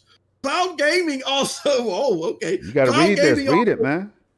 Cloud gaming also brings the opportunity to expand the gaming market by instantly making 1 billion underpowered PCs and other game devices ready, Eisler tells us. It's an opportunity to introduce hundreds of millions of people to PC gaming. It won't come at an expense of dedicated gaming hardware, though, as NVIDIA will always produce GPUs for competitive gamers, gaming laptops, and build your own computer enthusiasts. I got my thoughts on this, Storm, but I'm gonna go ahead after you. Go ahead, give your thoughts, and I'm gonna share my thoughts on this because it just stays in line with why they're in this business. I'm just surprised at why they're saying it this way. But go ahead. Right, and that's what I'm saying. Right. I see. It just made a couple question marks appear. Now I could try to see where they're coming from. As far as GeForce Now being complementary or whatever complementary way to play because it's all PC based hardware, and you could say Stadia is as well. But I'm talking about like you have to go download your games on Steam and wherever for basically you're getting access to PC games you already own and just streaming them on GeForce Now. There's no real storefront that allows you to buy games on GeForce Now itself, whereas Stadia does have that storefront. So I'm just saying. And also when it comes to the technology, I could see both technologies advancing in a way that could make cloud gaming more appealing than console gaming eventually, because it's going to be easier to get those. Like they even said it in the article that it's going to be easier to get the PC-like experience out there in the millions of players' hands, if not billions, like they're aiming for, right? So I don't know. I get where they're coming from, but I'm confused on the way that it seemed like GeForce Now is just conceding to only being complementary to PC gaming. Yeah. And there's no advantages in their technology or something like that. I don't know. I'm gonna tell you why. Go ahead, brother. Keep talking. I'm just saying. Yeah, that's what I'm saying. You get where I'm coming from, though. Like it's kind of like here we're just trying to do what we're doing now. We don't want to grow the technology or to move the industry forward. And when it comes to cloud gaming, or are we capable of really even doing that? So we're not going to overpromise and underdeliver. I don't know. Let me see if I can find it, because this reminds me so much of a conversation that we just had on Twitter, where a good good brother that's on Twitter. He goes by the name of Kosh Monger. Me and him were talking on Twitter along with some other people. Kosh, I'm looking for it right now. And we were talking just about this. Like, this is why we, and I got it right here. I'm going to put it up there on the screen. This is why, see if I can go further up. Akash. Of course I know Akash. The good brother John Scar put up there a tweet that said, Rainway has partnered with Microsoft to provide its software development kit SDK to enhance streamline. So basically, Rainway had to partner with Microsoft in order to make it possible for xCloud to be on your PC or whatever. So they put in a code, or they said one line of code to make that possible, whatever. And that's how far behind they were working internally. And I thought it was a smart move because, again, you got to close this gap. Yes, you got the lineup. Yes, GFN has ray tracing. But Stadia is going to be getting ray tracing at some point in time, the software-based ray tracing. Right. GFN and others have the textures. But here's the problem. Ray tracing and better textures aren't greater than a clean stream. Like, the point is for people to not realize that they're gaming on the cloud. And if you got all this pixelation and artifacting in your stream, that takes away from the immersion. That takes away from the ray tracing or whatever that you may have. So many people may experience that. So there's that situation. And then there's the fact that people like Akash said, quote, I have a lot of thoughts about this. Can't believe that Microsoft decided to partner with Rainway instead of developing their own in-house thing. There it is. I responded. I said, well, I think it's smart. We got to realize there's a gap between xCloud, what xCloud is capable, and what Stadia, GFN, and Luna is capable of. They far exceed xCloud. And a cautious thing's like, well, hold on, MM2K. Hold on, bucko. It's smart for a company aspect, but it's a little anti-consumer at the same time. We're getting advertised, if you look closely, is that cloud tech is just worth trying on games. That's it. It's not to go toe-to-toe with others in the field.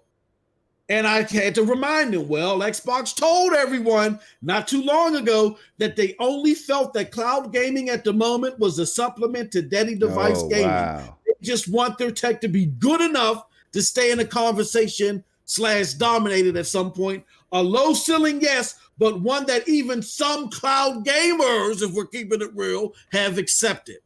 So what am I saying there, Storm? I'm saying that there was all this lofty innovation that was being put out there that was our laser focus. Yes, immediately we wanted to be able to play our games in different ways and more convenient ways, but we never took our eyes off the prize. And with GFN, Stadia, Shadow, and now even Amazon, there was always that belief that that cloud gaming was going to... That we can reach billions of gamers. We can reach billions of gamers, and we can do it in innovative ways, right? Right. But here goes little xCloud running behind. That's so far behind the pack. And they're like, oh, well, as far as our innovations is concerned, we really don't see how we can do that. But we got more games. We got a whole bunch. Yeah, that's true. So why don't we change the discussion from innovation to access to a whole bunch of games? And guess what?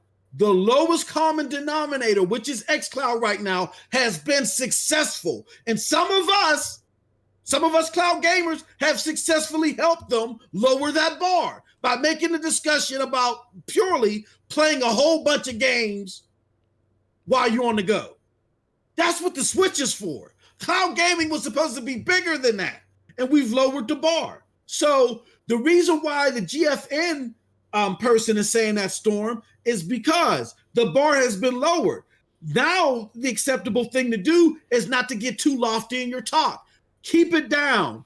Don't talk in comparison to dedicated hardware because that gets people's feathers ruffled. What you want to do is just say, hey, this is another way to game. And if you're looking for another way to game, just come with us. Man, just say we're behind Stadia right now, damn it. And we're not too proud to admit that. One day we will get there because Stadia's out here kicking ass. And see, that right there is why I've said they want it dead. you damn sure better want Stadia dead because you don't want Google out here controlling these streets. You know what I'm saying? You just don't want that. Google wants that. You know, I don't care who gets there first. I'm going with the tech. I'm going with the experience.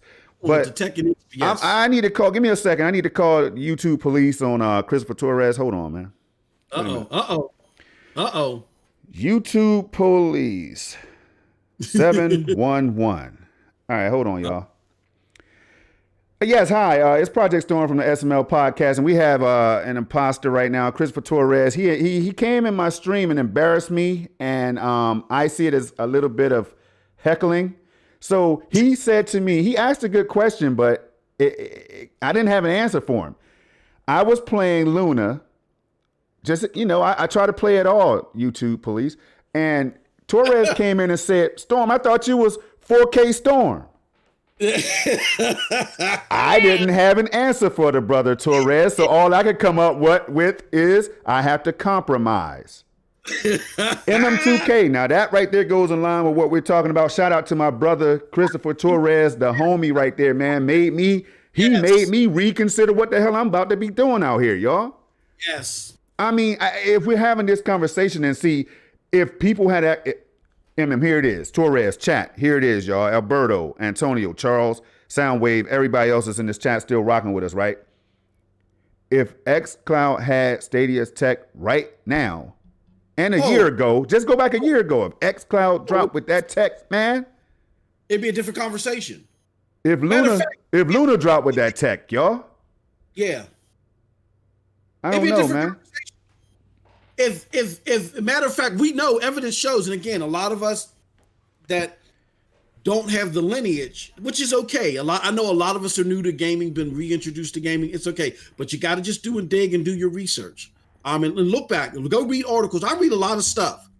I read it. Not only have I been doing this and researching stuff for the last few years, but I read a lot. And I listen to a lot of podcasts, even people that I don't agree with, and that helps give me the understanding that I have. But with that said, we know, Storm, that if Stadia had this tech, we already know what would be happening. There would be no Xbox Series S. Why do I know that? Because Brad Sams reported that the S was coming, I think, originally in 2019, maybe early 2020. But then all of a sudden, plans got canceled. Plans got canceled reportedly because Phil Spencer was happy with how xCloud at the time was evolving. See, this is how behind their tech was. Yeah. He was happy with how it was evolving until when, Storm? When do you think his mind got changed? Stadia? When Stadia came out and he saw what Stadia was doing, he said, oh, hell no. And it wasn't GFN because GFN was around for years. Yeah. When he was looking at what GFN was doing, he said, okay, maybe we're a little bit behind GFN, but, I think this is something that we could market. He was happy with the progress of xCloud. When he saw, and that's why y'all had them playing xCloud on the stage at the Inside Xbox and all the other stuff, because they were about to roll it out. That was going to be your Xbox Series S, was going to be xCloud. And remember, Phil Spencer told you at the launch, y'all don't remember this, look it up. He told you that when Xbox Series X launches, that xCloud was going, the retail version of xCloud was going to launch too. Now, what does this all mean? Fast forward to him realizing that they're behind the curve. Right. Behind the curve, he said, oh, snap, that canceled Xbox Series S, we're going to have to go back. We're going to have to go back and get the GDK updated to include the Xbox Series S. And now, developers, y'all all got to implement this. Storm, we just had a conversation about this behind the scenes with a developer, didn't we? But I ain't gonna say that. Yeah, we did. Hey, they don't know. But here's the deal, man. See, if you believe in Stadia, man, this is how I feel. If you believe in Stadia and you see the tech and you know that the games are coming, I mean, MM2K is almost impossible for me, again, to walk away from this. Now, to each his own. Some people are just like, I can't stream the damn service at Project Storm. They don't have the games I want to play. I get all that. But they have other games that I would like to play until those games get there, man. I'm not out here selling Stadia, y'all. All I'm saying is this is why I rock with it. So when you hear us talking like this, shooting down the BS and all that stuff, it's because we believe in the platform. That's if we didn't believe in the damn platform where we have SSC podcasts and SML and all this stuff where we talking primarily Stadia, I don't think so, y'all. So we believe in the platform just like we believe in PlayStation and Xbox and Nintendo. We believe in them. They've already shown that we'd be fools not to, right? So it's just a conversation to have, y'all. Let me go back to some gameplay real quick, but it's just a good conversation to always have. But we're going to get into that cyberpunk stuff right now, MM, unless you had something else to that you wanted to say. I just wanted to wrap it up and say that Xbox realized that they were behind the curve and they were going to remain behind the curve for a while. So what Xbox did, which was smart and wise, is they changed the conversation. And they tricked a lot of us into changing the conversation along with them. Mm-hmm. And it worked so well that, look at Stadia. Stadia was like, look, everybody else is being successful, just being a different way to game. Let's get rid of our lofty ideas. Look, and then when it hit Stadia, like, look at what we're missing out on now with Cyberpunk 2077 possibly being their biggest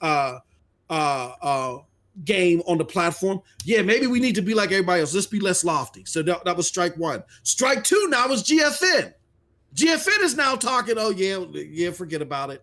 Yeah, we're just a different way to play. Boom. Now you got the person that is behind the pack in technology leading the discussion in technological advancement. Mm-hmm. So that's just something to think about. I just want to close with that. Mm-hmm. Yeah, man. So again, people got to check facts and everything, man. We're not talking numbers and all that stuff. You know, nobody's really releasing their numbers. People are questioning Game Pass recent numbers at 23 million and all that stuff. They're asking questions like, what does it mean? So if we're going to talk numbers and stuff, we got to talk about that on all platforms, right? Especially cloud. Absolutely. Now, all right, so here's the next thing. We're going to move on, man. Recently. Can we open it? We got like 15. Phone lines. Let's go. Phone lines. Damn, man. We was into it. You give us a call, 724-739-3612. I'm going to put it out here. You know how we do. If you want to give us a call, talk about anything, the phone lines are open. There it is. 739-3612. Or if you want to just leave video mail, we'll go to pntsnetwork.com and we'll check it out. There you go, Storm. My bad. That's what's up, man. Hey, look, I forgot about the damn. I told y'all when we say we have jam-packed shows, this is what we mean. Y'all don't understand how much content gets cut out that don't even make it. That's hot fire. You know what I'm saying? We had to push it back into to SSC sometimes, y'all. But here we go. So let's talk about it, man. We don't even have to pull it up unless you really want to. I don't know if there's anything to pull really, but the people might have heard already or seen on social media that, you know, let me know if you want me to pull it up. We can. But there was an what was it? Investor call or something or whatever. Yeah, there's an investor call. Yeah, you can pull it up right now. I got it hold right. Hold on. All right. Hold on 1 second. Let's go to that web, Dan. You ready? Yes, sir. All right. Let's go on over to the most web. Oh, we got a phone call already. They couldn't wait. Let's go. All right. Hello, you're live with Project Storm MM2K on SML Podcast. Who is it that we're talking to? And what is it that you want to bring up our good friend? This is Takayuki Nagami from Judgment here. Ooh, this is, what's the deal? Been looking for you, homie. Been looking for you to tell you how great of a job you did in that game. What's up? What up? I am the Judgment expert here on the SML Podcast now. So, Project Storm, what do you think of the game? Hey, now we're gonna let the people know. You're gonna let the people know who you really are right now, or we just gonna talk you? Okay. All right. Hey, I'll tell you what I think of the game. Hey, listen, I think the game was amazing. I think it's super hot fire, man. You know what I'm saying? I think it's all that and a bag of chips and everything with the dip. It's well polished. It like everything about the game is just top notch. I'm not even talking about the port. I'm just talking about the job that they did on the game. Some people might say it's a Yakuza knockoff or whatever. I don't give a damn about that. You know what I'm saying? All I care about is it's another game that I can enjoy on Stadia. That's how I feel about it. Well, you know what? It is not a Yakuza knockoff. It's made by the same developers as Yakuza. They just wanted to make something different. Tell him, G. I know, because I played every Yakuza game. Except for the the only ones. But yeah, I'm just going by what some people in the streets were saying. People in PS5 version, and it pretty much looks the same. Oh wow! Wait a minute, what the hell did you just say on SML Podcast? Say that again. Come again. I compared Judgment, the Stadia version, to the PS5 version of Judgment, and it pretty much looks the same. I couldn't really tell a difference. Wow, that's amazing stuff. Did you play the PS5 at 4K or are you playing at 720p? Oh man, listen to this dude. 4K, obviously. They didn't have any other. Tell him, G. They didn't have any other frame rate mode or resolution mode. I checked both versions. They didn't have that. They only had one mode, and it's 60 FPS. So I'm pretty sure it's either 4K or upscaled 4K. Upscale 4K. Yo, let me tell you something. So that goes right in line. Here you have it, people. I've been saying that it's on par. I didn't even really want to go there, but I told y'all how good it looked. It blew me away. And when something blows me away, it has to be damn near close to 1800p upscaled or something. I don't know what it is, y'all. I don't know the numbers on it, but the game is pristine. It's clear. And for G Millie to come on here, shout out to my bro, to come on here and say what he just said, y'all, and he has a PS5. What reason does he have to cap, first of all? He has both ways to play. Yeah, and if you guys don't believe me, look at the YouTube short that I did on my main channel. It's titled "I Have a Judgment Problem." And drop it in the chat. Make sure you drop it in the chat before it goes. Yeah, drop it in the chat, G. Okay, I need to see this, definitely. Oh, that's dope. Yeah, because I have 4 copies of the games. I have 2 PS4 versions, and I have a PS5 and a Stadia version of the game. Wow. So I know all about what the limitations on pretty much all the platforms so far. And I played about an hour of the Stadia version, and it's pretty much rock solid. That's what's up. That is decent. Y'all heard it from G Million. G Million give, and again, we don't have a particular pixel count or an edge groover. We don't have that. But what we're talking about is what is transparent to the naked eye of the consumer. And as far as G Million is concerned, that it's very close to the PlayStation 5 version in his mind. So that's saying a lot, because the PlayStation 5, I think it's a hell of a machine. I adore it. I don't know about you, G Million. What do you think about it? Yeah, the PlayStation 5 is pretty much an amazing machine. Yeah. Unfortunately, I don't know if it's software related or hardware related, but certain PS5s crash when you play a ray tracing game. No! It happens on the Series X. It happens on the Series X as well, especially with Black Ops Cold War. Happened to me several times. Outriders crashed like 10, 11 times, man. Definitely a serious crashing problem. But now there's no ray tracing with Outriders, but when you enable it on Call of Duty Black Ops, the game has crashed before. Gotcha. Because I know with Village, whenever I played the demo with ray tracing on, that thing crashed. And the beta demo crashed because ray tracing was on at default and you couldn't turn it off. So I'm pretty sure the machines have crashing issues with ray tracing with certain machines. Yeah, I believe that easily. So now, a question for you and for Storm and G Million from Bippity Bop in the chat. He says, does Judgment on Stadia have ray tracing? I don't think so, but y'all would better know than me. No, it doesn't. No, it doesn't. And I'm pretty sure the PS5 version doesn't either because it's just upscaled for it. Oh, okay. Yeah, it just has screen space reflections where if you look down the whatever lighting or whatever in the puddle of water, it disappears. On ray tracing, that does not happen. That's the simplest way for me to explain to people what ray tracing is like in comparison to screen space reflections or any other reflections. But Bibbity, that's a hell of a question, man. Yeah, I think like a Dragon has ray tracing. It might have it, but I didn't play with ray tracing on because I prefer high frame rate over resolution. Whenever I could get a 60 FPS picture, I prefer that over 30 FPS gameplay. Yeah, I definitely doesn't matter what type of game. Yeah, and that's why it's hard to play xCloud right now, G Millie, man. I'm telling y'all, like it might sound like I'm bashing these services, man, but I pay my money. I mean, I call it like it is. If it was worth praising, I would praise it to all heavens. You know what I'm saying? But right now, xCloud looks like sometimes 720p 30. They have to do better. They really do. I'm serious. They have to do better. Yeah. I saw your stream with the baseball game. I can't think of it on the top of my head. MLB, yeah. It kind of looked choppy, even on my Series S. Like there was frame rate issues on my Series S. Yep. And that's it's only a beta. G, what's your thought on it only being a beta, G Millie?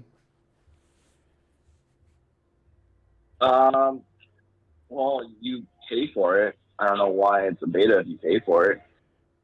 Whoa. I mean, you do have to pay for Game Pass Ultimate in order to play.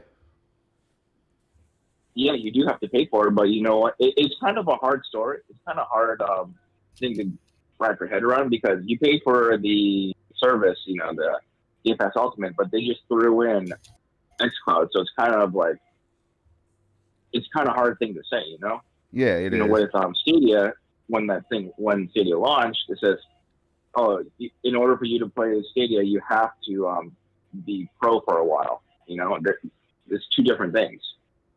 Yeah, I can't disagree. Yeah, I think beta now is used on anything. If I want to make an excuse, if I know that I got a version 1.0 out there, G Million, that is still flawed, but I still want to put it out there and make money off of it in some cases, you know what I'm saying? Or not, I just know it's flawed.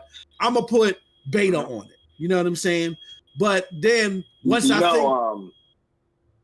Epic Games still consider Fortnite a beta. Oh yeah, yes. No, you're absolutely right. Yes. Fortnite, yeah, absolutely. And that's insanity. And that game makes billions, dude. That's insanity. Yeah, that's why MM said earlier you could slap a beta tag on anything. On anything now. It's so loose than what it used to be. Like what beta used to be is, and it was made popular with Steam, is beta was, look, we're going to be honest with you. This game has a lot of flaws, and you're actually testing this game out for us and giving us feedback while we're testing it out. But you either have a beta or pay beta. You either, okay, we'll let you play this for free and be like a tester for us out in the public, or you know what, we need money while we're fixing this stuff, so it's a paid beta. That's what a beta used to be. You know what I mean? And they used to distinguish that. But then G Million and Storm, they would give you benchmarks. Oh, by March, we're going to have this implemented. And by June, this will be implemented. And they stuck to those benchmarks. You don't have none of that now with these betas.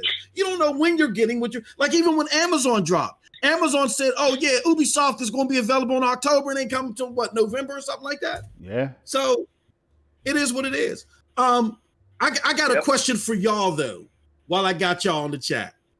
Now, Storm, okay. I know you've played the 1080 version of xCloud on PC. G Million, I think you played it too.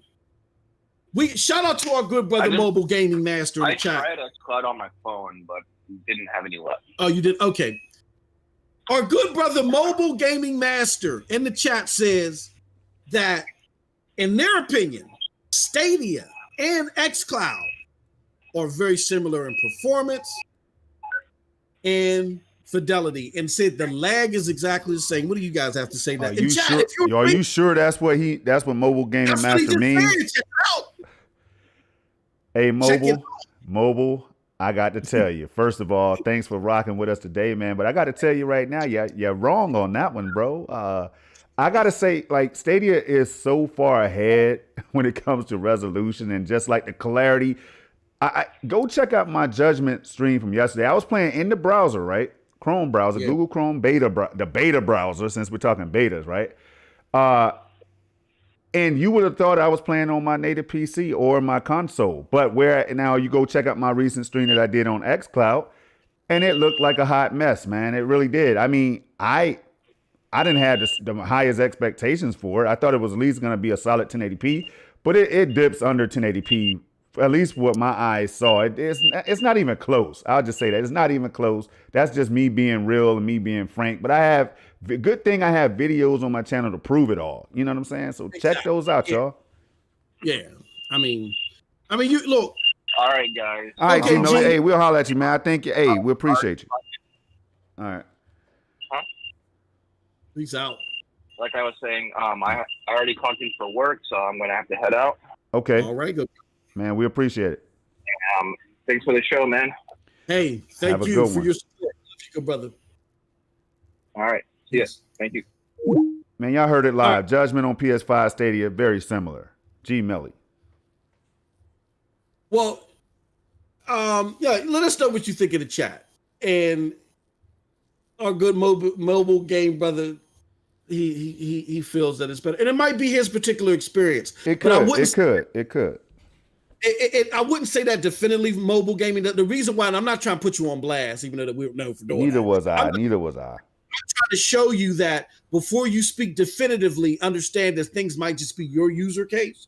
For the most part, people don't have the equivalent experience of xCloud and Stadia. That your situation might be an outlier, even in the base mode. We're not talking about 4K Stadia versus even in base 1080p Stadia versus the 1080p xCloud. Like, it takes Stadia out of the equation. Because I know, and this is why I say Stadia is the king of cloud. Because every time we talk about cloud, we talk about Stadia. We do it, everybody else do it. Take Stadia out of the equation. xCloud isn't as good as GFN.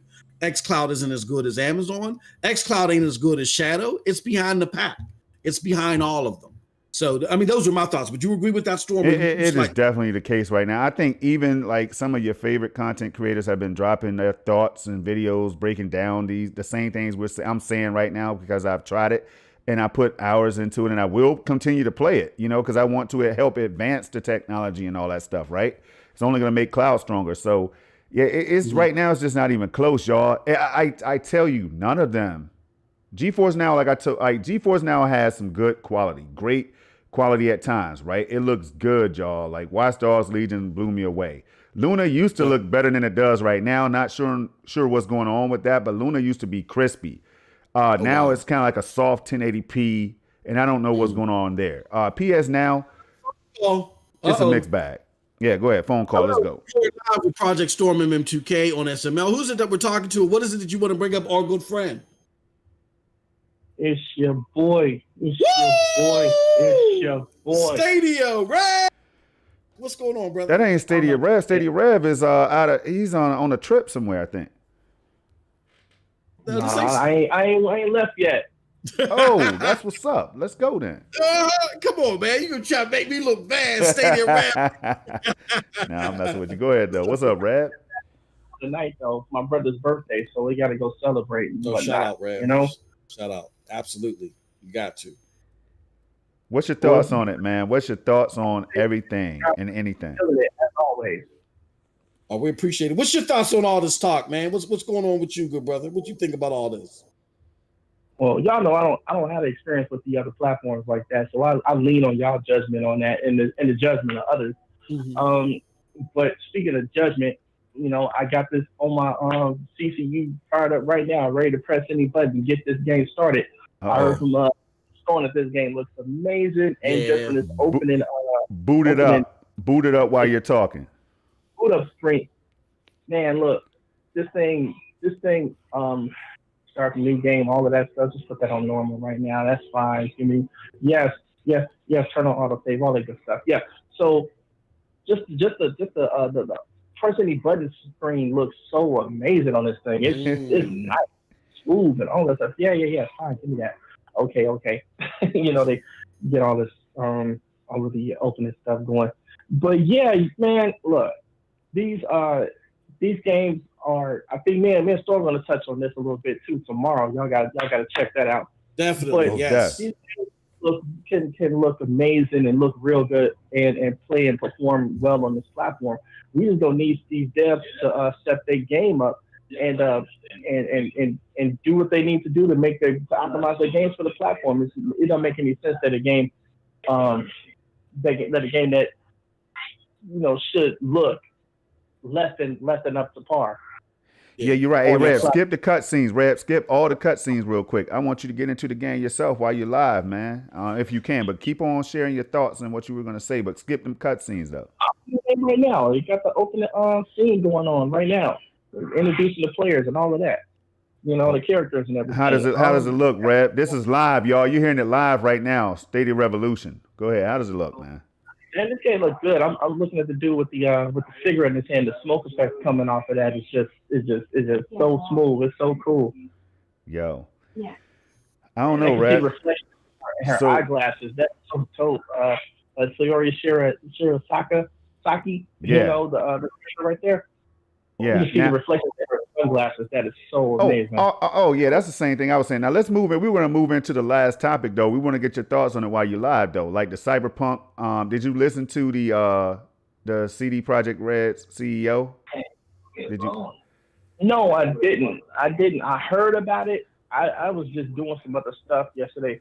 I didn't get a chance to check it out. So I'm probably gonna check it out after this because it seems like there's a lot of controversy going on about it because of the chuckle or whatever. I saw that part reaction. I'm like, what's really going on with this? Man, I listen to it, and I know we're a little over time, y'all, but we got to do it. We got to keep it real. You see them fire emojis in the chat from Bibbidi Bop, man. We try to make it fire every chance we get, y'all. So look, see, when I listen to the audio, okay, and the guy laughed. He did. The CEO laughed, right? I would laugh too when somebody hit me with that question, like, okay, because I would hope that no one would think that Stadia could compare to the sales of a Steam or Epic Games Store or any other platform like that. But that doesn't mean that Stadia didn't contribute. Is my take. It doesn't mean that Stadia didn't contribute and that the game didn't perform well on Stadia. We all know that Stadia doesn't have millions of gamers right now. I mean, we know this. So my question is like, how many copies did people expect to sell on Stadia? It's like Stadia has a smaller user base of all of the major platforms, so of course it's not going to sell as many copies or do as well as other bigger, more established platforms, even like Epic or Steam or anyone else. Right. So exactly how many were they expecting them to sell? Like 5, 6, 7, 8 million? Like no. If they got from what I saw, somebody was saying, I think it was Jack saying like 60,000 or something like that. If they got 60, 70, 80,000 of sold of that. That's a success for Stadia. You know, because right now the bar is low because the user base is small. Right. But that's to be expected. Mm-hmm. Well, I think I don't see people I don't think why people if they are, I don't know, I can't say they are. I think the estimates are been around out of shape about it. The estimates are around what do you call that? Their estimates are around that we're seeing people put out there, just educated guesses, are around anywhere between 300,000 to maybe 600,000. Yeah, I saw that. So they think that there's around 300,000 to 600,000. That's phenomenal for Stadia. Yeah, because if you think about it, I say Stadia is anywhere between. These are just my thoughts off of numbers that I saw last year, where I saw during the summer that Stadia's engagement went up over 1,000%, close to double that, really. Right. They went up over 1,000%, and that was just through one avenue. I said that I believe that Stadia, as far as in total engagement, not active user, I don't know what his active user base is, but it's total engagement, people that have come across the platform, is anywhere between 2 million to, I would say, maybe at this time right now, maybe 5 million. Not active users, but people that have tried the platform, signed up for Stadia Pro, whatever you cumulatively put everybody together. Download the app, right? Yeah. Because you got to take in the downloads, and that's just on Android. We don't know how many how many iOS users there are now and all the other stuff, right? And that's right. And that doesn't necessarily translate to that's how many users exactly is on there, but because of PC. But 5,000, but somewhere in the neighborhood of 5 million downloads, and then to shake a stick at, especially for such a dead platform. So, I don't know. But keep this straight. So we know that in all different territories where Stadia is available, you could pretty much find people saying, I jumped on and I tried Stadia. It's not that bad. Publications and journalists and everybody was saying the same thing, right? So I think it's safe to say that number is up there, and it might be higher than what we would think. And I know that they don't release numbers, and they it's smart. It's smart not to release your numbers right now. But when I'm sure they're not going to release numbers when they do hit tens of millions of users either, right? But the thing is, the bottom line here is that we know that a lot of people were able to enjoy the game because they couldn't enjoy it on the consoles. And there's proof out there all over the place, y'all, that there was a lot of gamers. In a little over 2 weeks, how this relates to the whole conversation. In a little over 2 weeks, that same deal is about to happen again with the release of Resident Evil 8 Village. Oh yeah, that was the same deal as the Cyberpunk deal. So there may be a spike in that. We'll see how many units they sell of that, and how that may translate. But they're doing the same deal again, so we're gonna see if that's a winning strategy for them going forward too. So here's go ahead. Here's just to throw some numbers out there, just again so we can put it in quantitative numbers, right? When PlayStation has like a big bang sale of like God of War, that's like maybe at 15 million or something like that, and they got 115 million consoles out there. That's about 15% roughly around that avenue, right? So let's just say if Stadia is around 2.5 million, all right, and 600,000 people bought that game. That's 25% of its total engagements. So that's a high percentage, meaning that the only thing that Stadia got to do now is get its numbers up.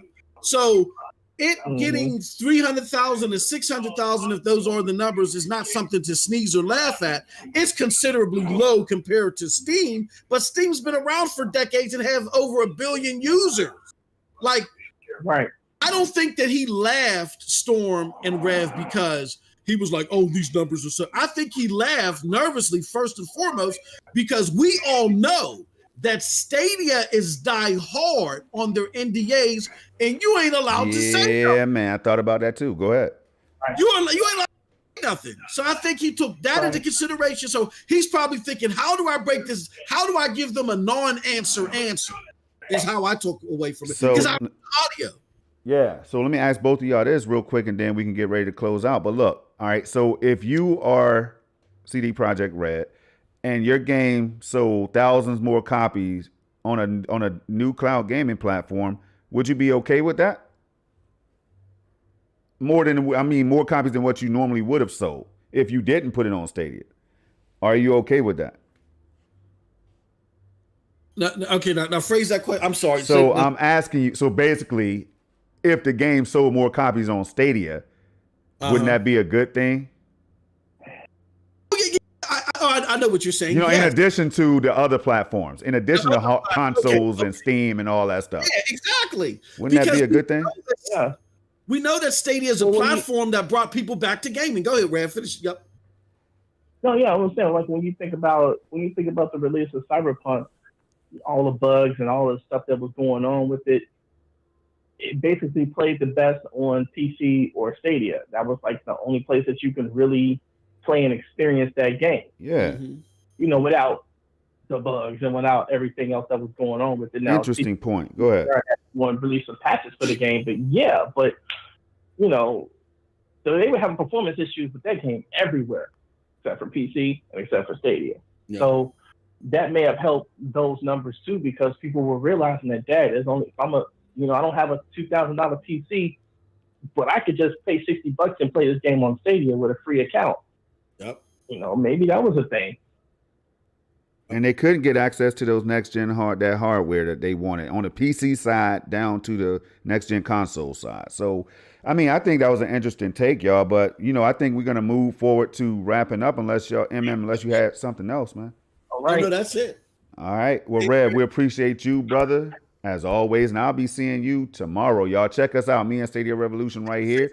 We got a lot of good topics that we haven't discussed today that we got to bring up tomorrow, y'all. So check us out on the Revolutionary Storm at 11 a.m. right here on my channel. Subscribe now so you don't miss it. Notifications on so you don't miss that show. Yeah, that's Central Time, right? That's going to be Eastern. My bad. Hey, so we're doing Eastern time or Central? It's up to you. All right, so we could go Eastern, 11 a.m. Eastern time. Just in case Bunny hits me up like, yo, we're going to do YMYOG tomorrow. I got my glasses ready, y'all. Stuff like that. So we'll be ready. I'll be ready to have a little break in between the show. So you want to do 11 a.m. Eastern time? Yeah, if that works. Okay, but cool. We'll, Y'all yeah. 11 a.m. Eastern time. Yeah, and if Okay. anything changes, we'll let y'all know. Stay tuned to Twitter. Follow us both on Twitter, y'all. Yes, sir. Yes, Alrighty. sir. Y'all have a good one, man. Great show. They appreciate you, Rev. This judgment. Have a safe trip, and tell your brother we said happy birthday, That's man. That's right, man. Gotcha. Later, y'all. All right, peace, Red. All right, and just like that, y'all, we had another fun one. I knew it was going to be jam-packed, so I knew we were going to be cutting it kind of close. We forgot about the phone lines for a while, so I'm glad. That's why you got to have your bro right here. You know what I'm saying? He opened up the lines. Thankfully, he did, because that was a hellified discussion from both G. Millie and Rev. Oh, absolutely. Man. I'm good, bro. I had a hell of a show today. I can relax, drink me open up a can of Old Milwaukee, and I'm good to game for the rest of the day. Yeah, hey, man. I'm with you, brother. Yeah, I'm gonna go get me a can of something, and I'll kick back and relax. I'm man. Y'all know we don't. The new people got to understand, right? Old Milwaukee. When you hear that, we're not drinking no damn Old Milwaukee right now. Now we don't have anything against Old Milwaukee. It's just an inside joke. But until the next one, y'all, 3 things I need y'all to do. That's keep it safe, keep it positive, and keep it gaming. Remember, stay tuned to the streets. We're going to be giving you updates regarding all PNTS content, y'all. And you might get a glimpse into some of the moves that we're making behind the scenes. So until the next one, y'all, keep it gaming. Peace.